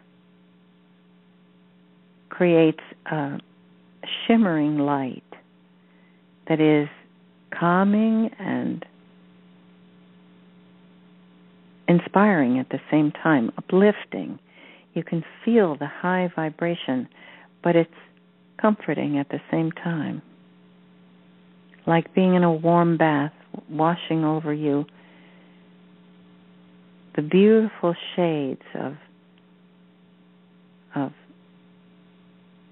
lavender and pink and yellow and blue. Feel it. It tickles your cells, invites them to be activated. And now everyone come into the great circle. Choose a place where you will lie back and rest in your lovely healing bed. The healers, we welcome all the healers on this call. There are so many. Come and make a circle around those who've asked to be healed and enjoy the healing energy yourselves. And your masters are here. I will go around the center of the circle and I will place my hands on beside each person's head. You will feel my energy. All of you who have been named today, gather. If you see friends there, go in a group with them. And we also invite all the animals to come and go to their own healing arena and be treated to the same beautiful experience of being showered with love and being so cared for by the Arcturians and in their teams, and Mother and Father God are here. Lady Portia beside me. As I go around the circle, she comes along with me as I give a big blast of healing energy to each person. She will come along behind and help you to gently absorb it, to keep it,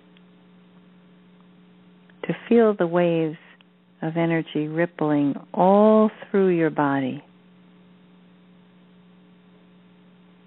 And the Arcturians are here. They're doing their scan to identify whatever it is in your body that needs to be worked on. And they're starting with their treatments. And now think of what you've learned today as you feel this wonderful treatment coming from the Arcturians, the energy that they emit, that all the masters gathered here are focusing on you, and that you feel as a natural complement to your own energy. We are not different from you. When we send you love, it is the love that yourselves recognize, because you too are made of the stuff that creates this universe. You are made of love. You've learned to shut that down. You've learned to do without it. And this is why you become sick. Now, open all the windows. Throw back the shutters. And let every cell absorb the light.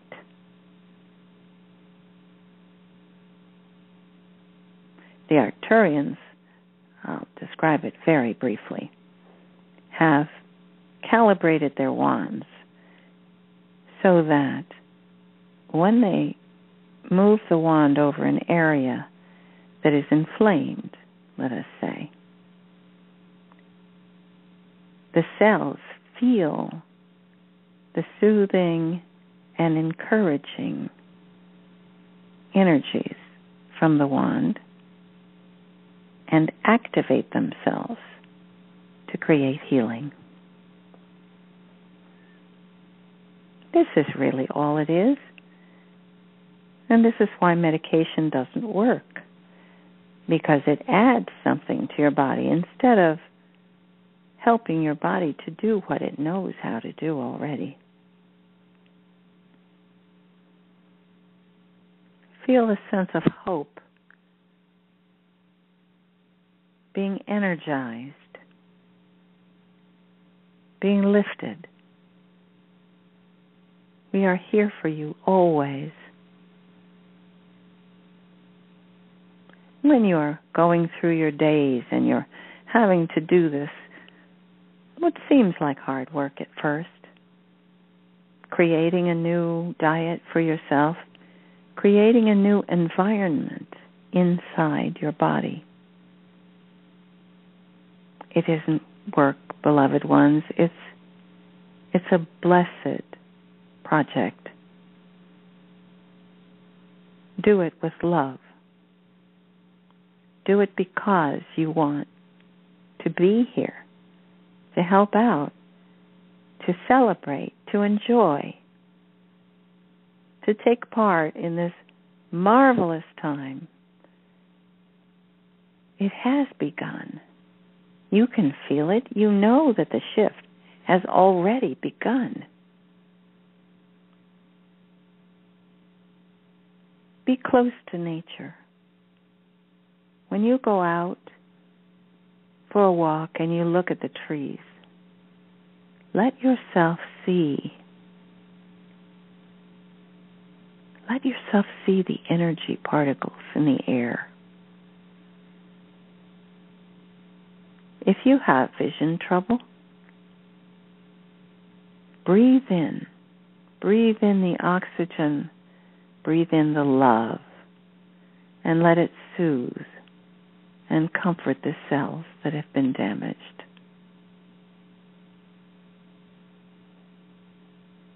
If you've had an immune disease, you must have peace of mind, beloved ones, in order to repair.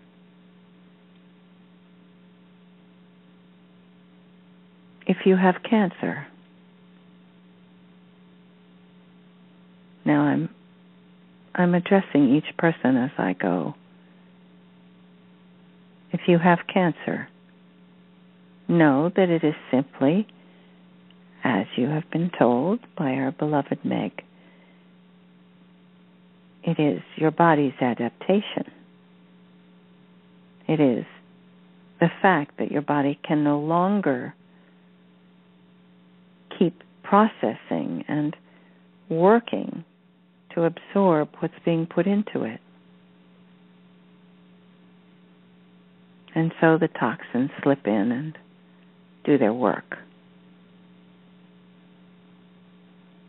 Remove them. Expel them. Just as you would do if you walk into a house that's been closed up with all the draperies shut. It smells musty, doesn't it? Go to the doors and the windows. Throw back the curtains. Let in the light and the air. Feel the freshness of being lifted by the light. Light is love. When you go out into nature and you feel the sun caressing you, know that that is Creator. That is Creator touching your face. giving you a blessing. That's why it feels so good. Know that when you see the sun's light reflecting off the moon, there are even times when you can see your shadow. Know that that is Creator sending you the light so that you can enjoy it during the night as well.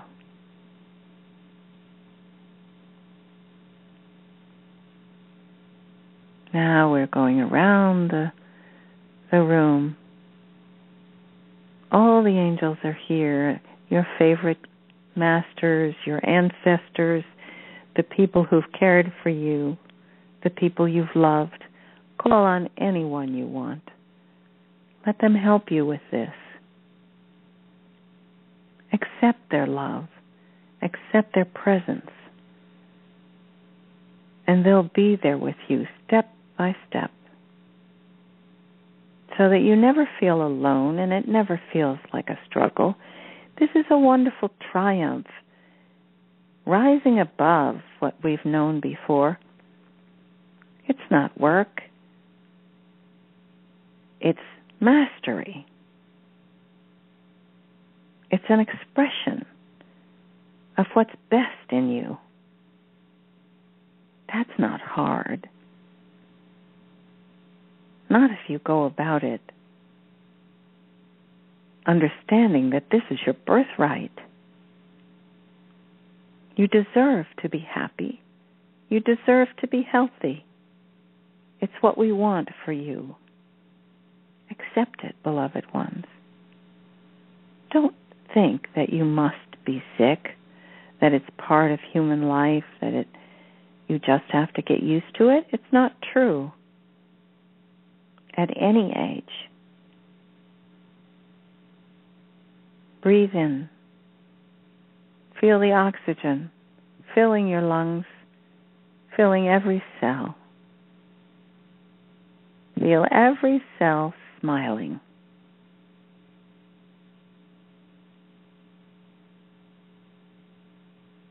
And now, I complete my circuit around. I love doing this. I love looking down upon you with such love and affection. It's a pleasure to see you here, because it means that you've opened your hearts. It means that you are the light workers who will be leading the way, because you are learning now what it means to be loved. We celebrate that. We are so joyful at seeing how you receive us, how you welcome us. This is new, you know, that large groups of people are so willing to open their hearts, to let their curiosity be piqued. Yes, there have always been lots of large groups who would gather for religious practices, but that was different. That wasn't to really get to know us. Here you come to really be close to us, to feel our presence, to feel that when we say God is love, you feel that it's true. You know that there is no punishment, no hell, no throwing you into some dungeon because you made a mistake in your life. There's no such thing. We are here to embrace you. We're here to lift you up, to join us on this great, joyful march that is a march into the light. And we wish for every being on the planet to join us in this great march into the light.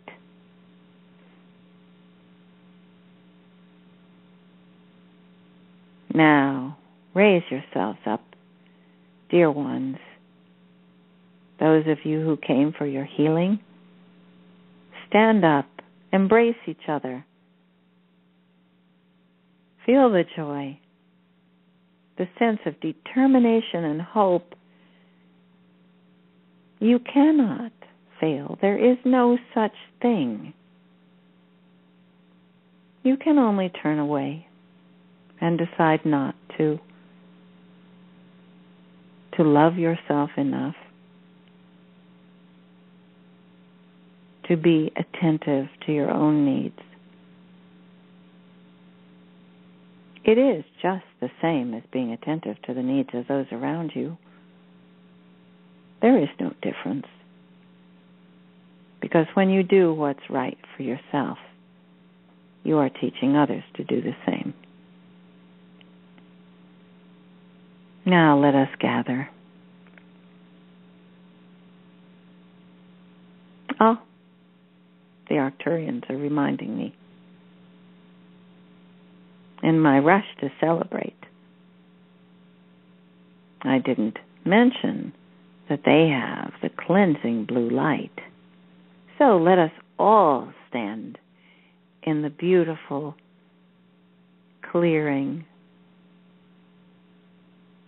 sweet sense of being washed over by their beautiful light that now fills the arena.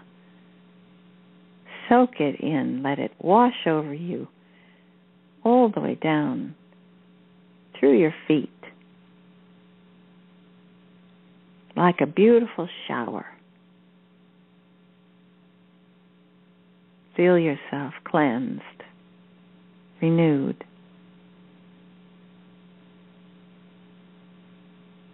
Thank you, beloved brothers and sisters. We honor the Arcturians and their good work. We bow to all the masters here who are here to help you and who wish to continue helping you. Now let us all go together to the entry room where we're ready to go back to our pillar of light. But before we do, let us all join together and send a huge blast of healing love energy to the entire planet. Let it go directly down from where we are like a lightning bolt right into the center of planet Earth, where the great crystal will absorb our energy and blast it forth to everyone on the planet. It will activate the grid, which is now unified.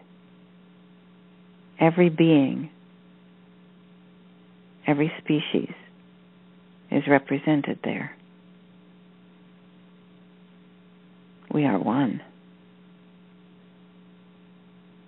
So I will count downward from 3 to 1.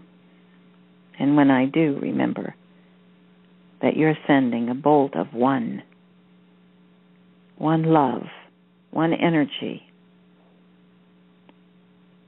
one compassion, glorious celebration, forgiveness, and joy to every single person on the planet.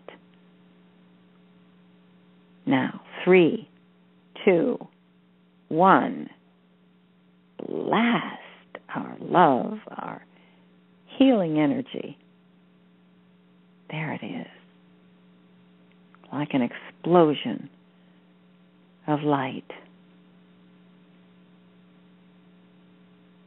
Radiating upward, outward, in waves and waves of pulsing light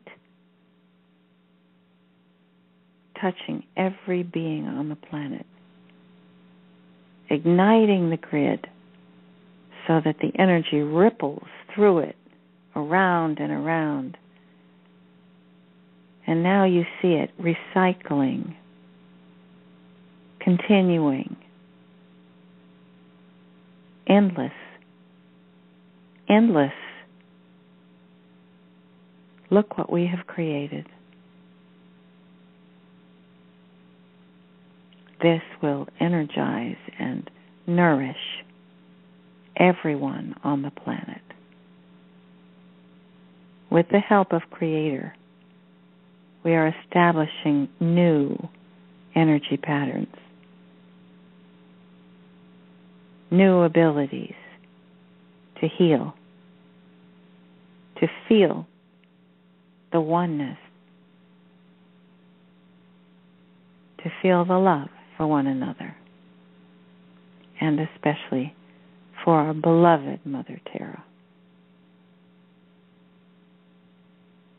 Now we proceed to our beautiful pillar of light. We will float hand in hand down back to the place we came from on the surface, never to return to the old darkness, the old humdrum ideas, the old contrived belief systems. Wash it all away.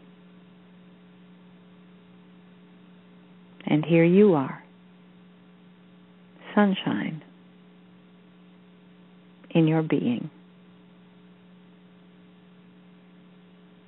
Now you only need to enjoy it. Embrace it. Be the light that you really are. I bow to each and every one of you. I send you my blessings and my endless love. I offer to walk with you, every one of you, as you take on these last challenges to remove all the darkness, to clean all the corners in your own body, in your own mind, and on your beautiful planet. We are succeeding, beloved ones. This is the mission we came to accomplish. And we are triumphant. I am your Sananda.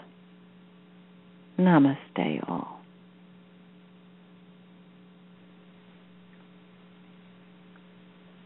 Namaste, Sananda. Thank you so much. That was especially. I heard, as he finished, I heard, go in peace. Go in peace, everyone. Oh, that was delightful. Well, we're back. And I see there are a few questions. Let's just dedicate just a minute or two for each person so that you can have a chance to say hello and give us your question or your comment. There are 3 hands up right now, so let's answer those 3. Shall we? Okay. Yes. So we'll start. I know who the first one is. Okay, go ahead. I hope I got the one you wanted. No, I didn't want any. Area code. Oh, okay. Area code 626, ending in 4114. Just tell us your name and where you're calling from. Hi, my name's Michelle, and I'm in Colorado. Hi, Michelle. Hi, Michelle. Hi. Wow, I'm privileged. I had a question from earlier when Meg was talking about nuts and seeds.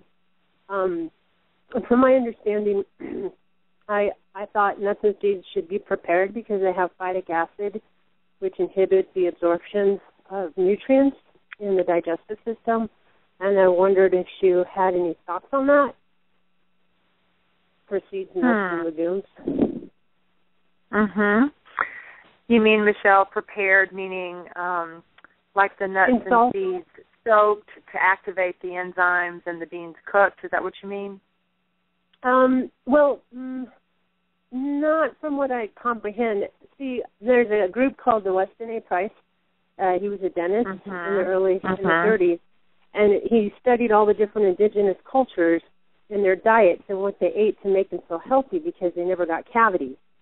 And so one of the things he talked about, amongst many, of what they did with their food and how they prepared it properly, or that's what he uses, they prepared it properly, is that they prepared the nuts and the seeds and the beans and the rice, in an acidic medium to neutralize phytic acid, which phytic acid, from what I understand, inhibits our body from absorbing because it's a seed or a nut. It's naturally in the shell or to protect it because it's, if it wants to grow, it has a mechanism for it. And so I wondered, because I know a lot of people that come to that foundation have a lot of digestive and health problems. And so these are principles that they change to, it's based on like a lot of what you said, except for they're more into the meat, sadly. And milk, raw milk, and that's another question I have in regards to milk, is raw milk as opposed to pasteurized milk. But in the nuts, my question is, what's your opinion on that? And do you think that would help? I find that I don't notice, but I eat pretty healthy, like the way you talk about. So, but I still prepare my nuts and my seeds and my beans and legumes when I do eat them, for the most part, because you don't get gas when you eat things that are prepared properly. No, Michelle, yes, you bring up a great point, Michelle. Thank you. Sometimes it's, I find that I have to layer in information for people to be able to absorb. You have gone to the top level. So when we bring in Weston A. Price and Dr. Pottinger and Dr. Royally, we're talking about the highest level of nutritional quality. So the fact that you even know who that is means you're really working at it and are going at that upper 5%. And with people that do that work, that have cleaned up and are talking about what you're speaking of, we're at that 5% where you are really going. So I applaud you. You are really working hard. And yes, when we're doing that level work, I would mention soak your nuts and seeds, prepare them, sprout them, soak your quinoa, sprout them, sprout your broccoli, sprout all that. For where I was when I was first beginning, that would have ended me. I would not have been able to wrap around that level information. So you go for it, because you are on it. So you keep doing it. And I would say when people get to that level, we might have another conversation. It might be 3 months, and we're all there, and you're going to be given that talk because you're on it. So your second point, your second point was on raw dairy, raw milk. Yes. When we lived on raw milk, we were doing super. Now, people got unpasteurized, non-homogenized milk, and we were living on that, packed with enzymes, came full of minerals. They weren't heated to high temperatures, which killed everything.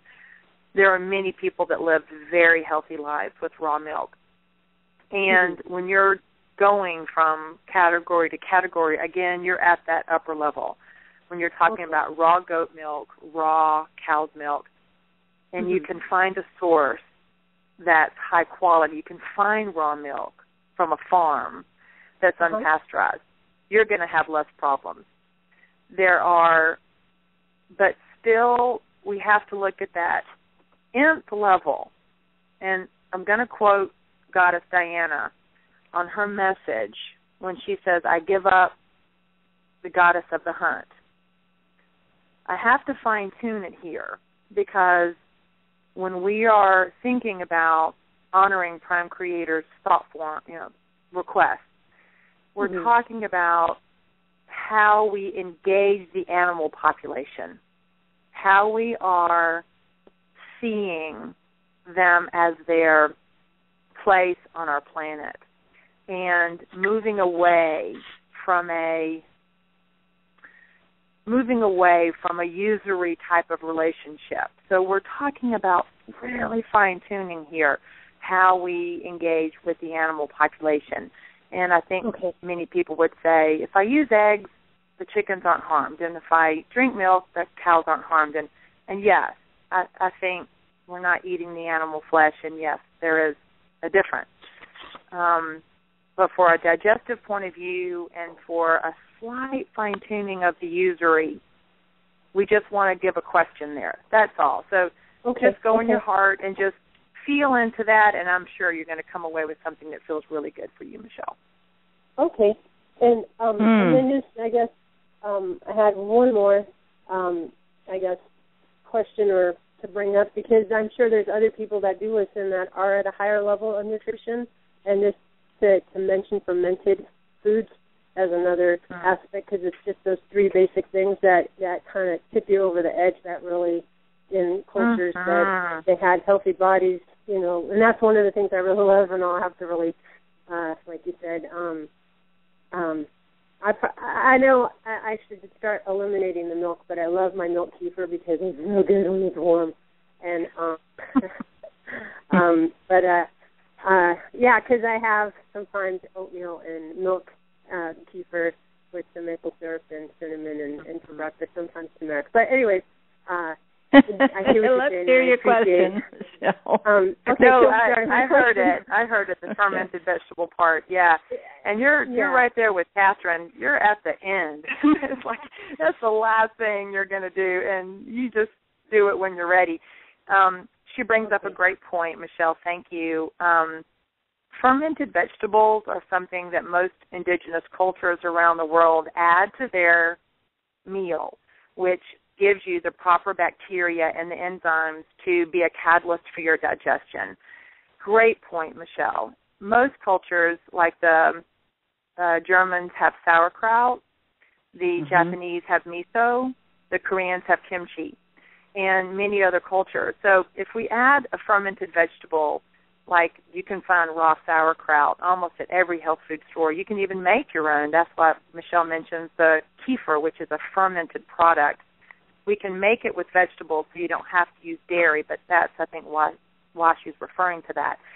So adding a tablespoon or 2 tablespoons of fermented vegetables with your meals will just take you to the next level of proper enzymatic digestion and healthy bacteria. Great point, Michelle. Thank you. Okay, and I have one last question. And I think we have to move on, Michelle.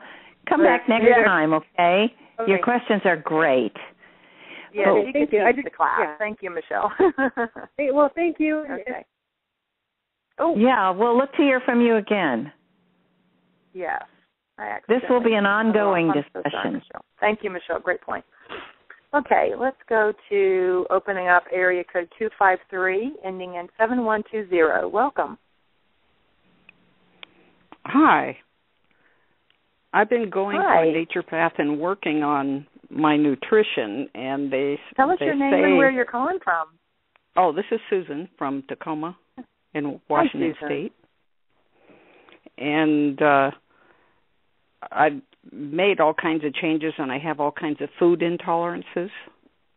I'm down to not much different kinds of food. And so your talk today was very timely for me, and I think we're pretty sure I have Lyme disease too. I just found out. So, what can you name 4 or 5 things that are just really healthy for most people to eat? Thank you, Susan. I'll make one point. Many people come to me with food allergies and food intolerances. I'll take a really quick second to address it because this is a large part of a lot of people's problems. What most people experience is what you call a leaky gut or intestinal permeability, if you want to use a ridiculously long word. what we're talking about is the inflammation and the sugar levels and the toxins have gotten to such a degree that you actually have, instead of a sieve for your small intestine, you have a colander with larger permeability, larger gaps in the cell wall.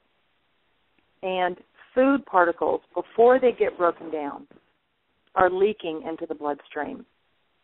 And the immune system starts attacking food particles and creating intolerances and allergic responses to food particles, because they say you're not supposed to be in the bloodstream, you're supposed to be in the gastrointestinal tract.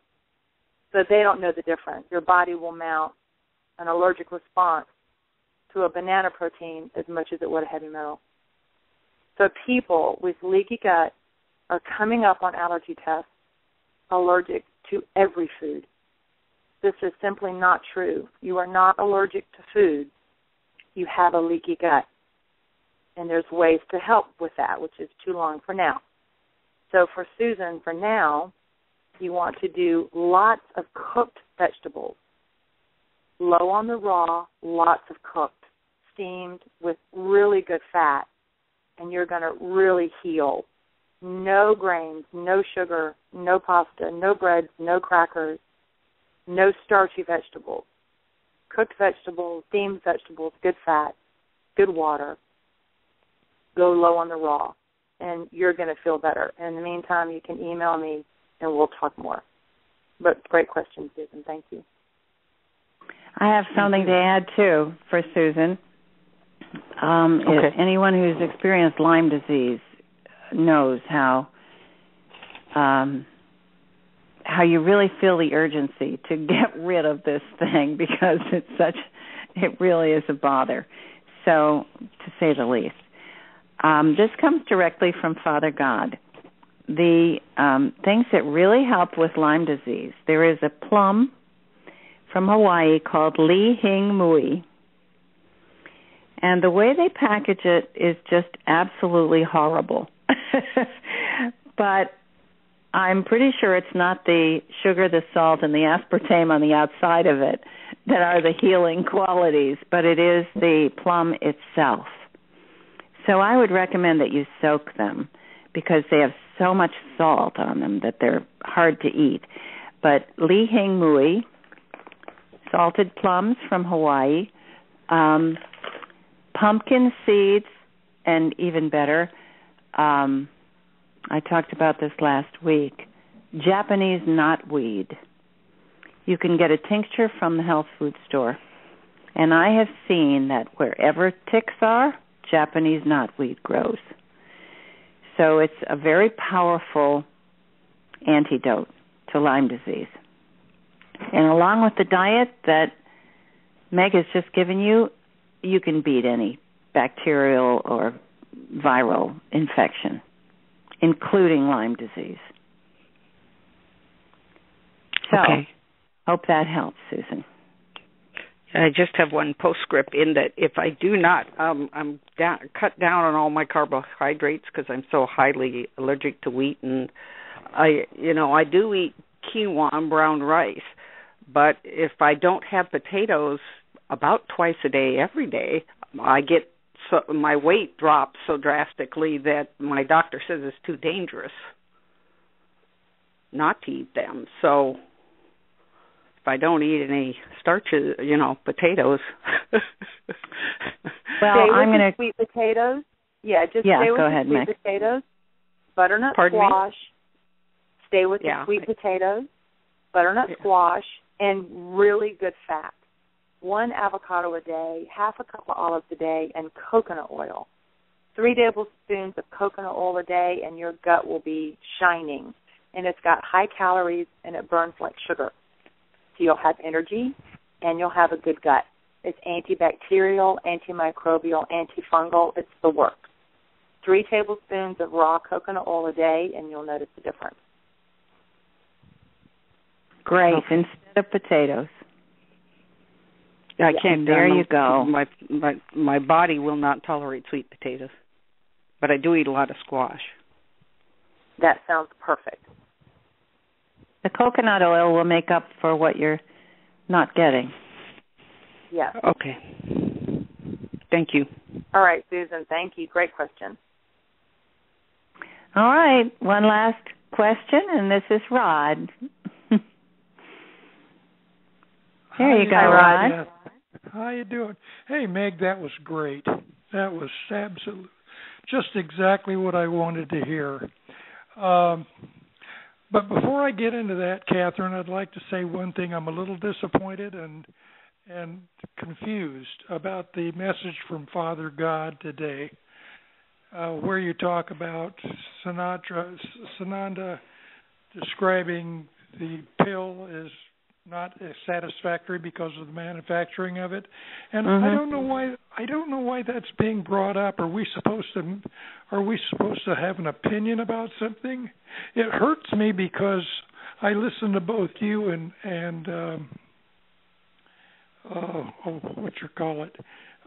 before, and it's like having your mother and father getting divorced. You know, you love them both, but what's this all about? And I don't know why they described it very clearly, that they want you to have accurate information and they want you to know what they're... I mean, I asked them, do we have to talk about this? And he said yes. So I trust that there's something in that message that's really necessary and important. I don't want to debate the details of it. I'd rather you read it again and really try to absorb what it is they want us to know. Well, it's almost like it's not a battle between one person and another. It's not about your mother and father. It really isn't. It's more a case of who do you want to believe. Well, maybe. And I'm sitting here going, but I can't discern either one of you as one not to believe in what you're saying. You both talk about love and development and vibrations, and so none of you talk about anything that I can perceive as being negative. But okay. Well, what they were saying was that they really didn't appreciate it, that they were attacking me, and that was very negative. Yeah, I think that was the problem. I don't know why we should keep bringing it up. That's the question here. I'm an old man, and I figure at this point in time, leave things alone if you can let them die, by the side of the road. That's how I felt, too. Yeah. Okay, so much for that. But the main thrust of that message was that they described Hollow Earth to us in order to give us a vision, and that there actually is not a place called Hollow Earth inside Earth here at this moment. But there is the vision that is the world that we're creating. Well, yeah, and on the other hand of the coin, you talk to them, you listen to their program, and they have vegetables down there that you can eat, and they taste like steak if you choose them to, and trees will hug you, and all the sunshine never quits, and it never rains, and on and on. That's the point. We want to envision that. That's what we want for ourselves, and that's what we're creating. Rather than believing Earth. it exists. Yes, by envisioning it, by tasting it, you can almost taste it. Okay, that's how I'll you get off that it. subject because I don't want to wear it out, but I just thought I'd bring it up. But back to Ryan again. Meg, I own a Vitamixer, and I'm one of those who's not really concerned so much about what they eat, but how it tastes, but what they eat. And I can take a quarter pound of broccoli and blend it up and drink it down in no time. So what I'm going to do is I'm going to make a commitment to do exactly what was suggested today, and in a month give you some kind of input as to how it made me feel, because I'm going to go raw, beside the fact that I'm not going to cook all this stuff. Well, we certainly want to hear how you do. Is that, okay. What do you think, Meg? Is that a good idea, the raw? Depends on how effective your digestion is, doesn't it? Yeah. Well, I won't eat raw squash, but I mean. Yeah. Right. If we're recuperating from a pretty severe disease and we've had lots and lots of medications, we need to do a little repair work before we go right into the raw to make sure we have all the juices firing. But I think for most people, if they have not had tons of medicine and bathed in toxins, raw is terrific, and blending and Vitamixing is even better. So, as long as that's going, I'd say thumbs up, and we can't wait to hear. Yeah. Okay, that's good. Well, anyway, we sure appreciate all your input. We really do. You're welcome, Rod. Thanks again. Rod. Yeah, I can't wait to here's somebody who's really willing to take it to the limit. Good for you, Rod. And I know he's been dealing with disease and wants to be 100%, so go for it. Mm-hmm. Okay, great questions. Thanks, everybody. We'll have more. We'll talk more about this, and I hope Michelle will come back again and ask some more of her really high-level questions. And we do want reports. We want feedback, everybody. Tell us. When you take this to the limit, we want to hear how it works. That's a very important part for us and for everyone listening. So I'm going to end our call now. Thank everybody. Thank you, Meg. That was just brilliant. Mm-hmm. And I hope it's going to change life for everyone who's listening. Well, it did for me. So I give it a thumbs up, and I encourage everybody just to start where they can. It's going to be terrific. All right. Thank you, Meg. Thank you, Kathryn. And thanks, everybody, for your great questions. And we will talk to you again Wednesday night, 8 p.m., same place. And, of course, next Sunday again with Sananda. So long, everybody. Bye, everybody.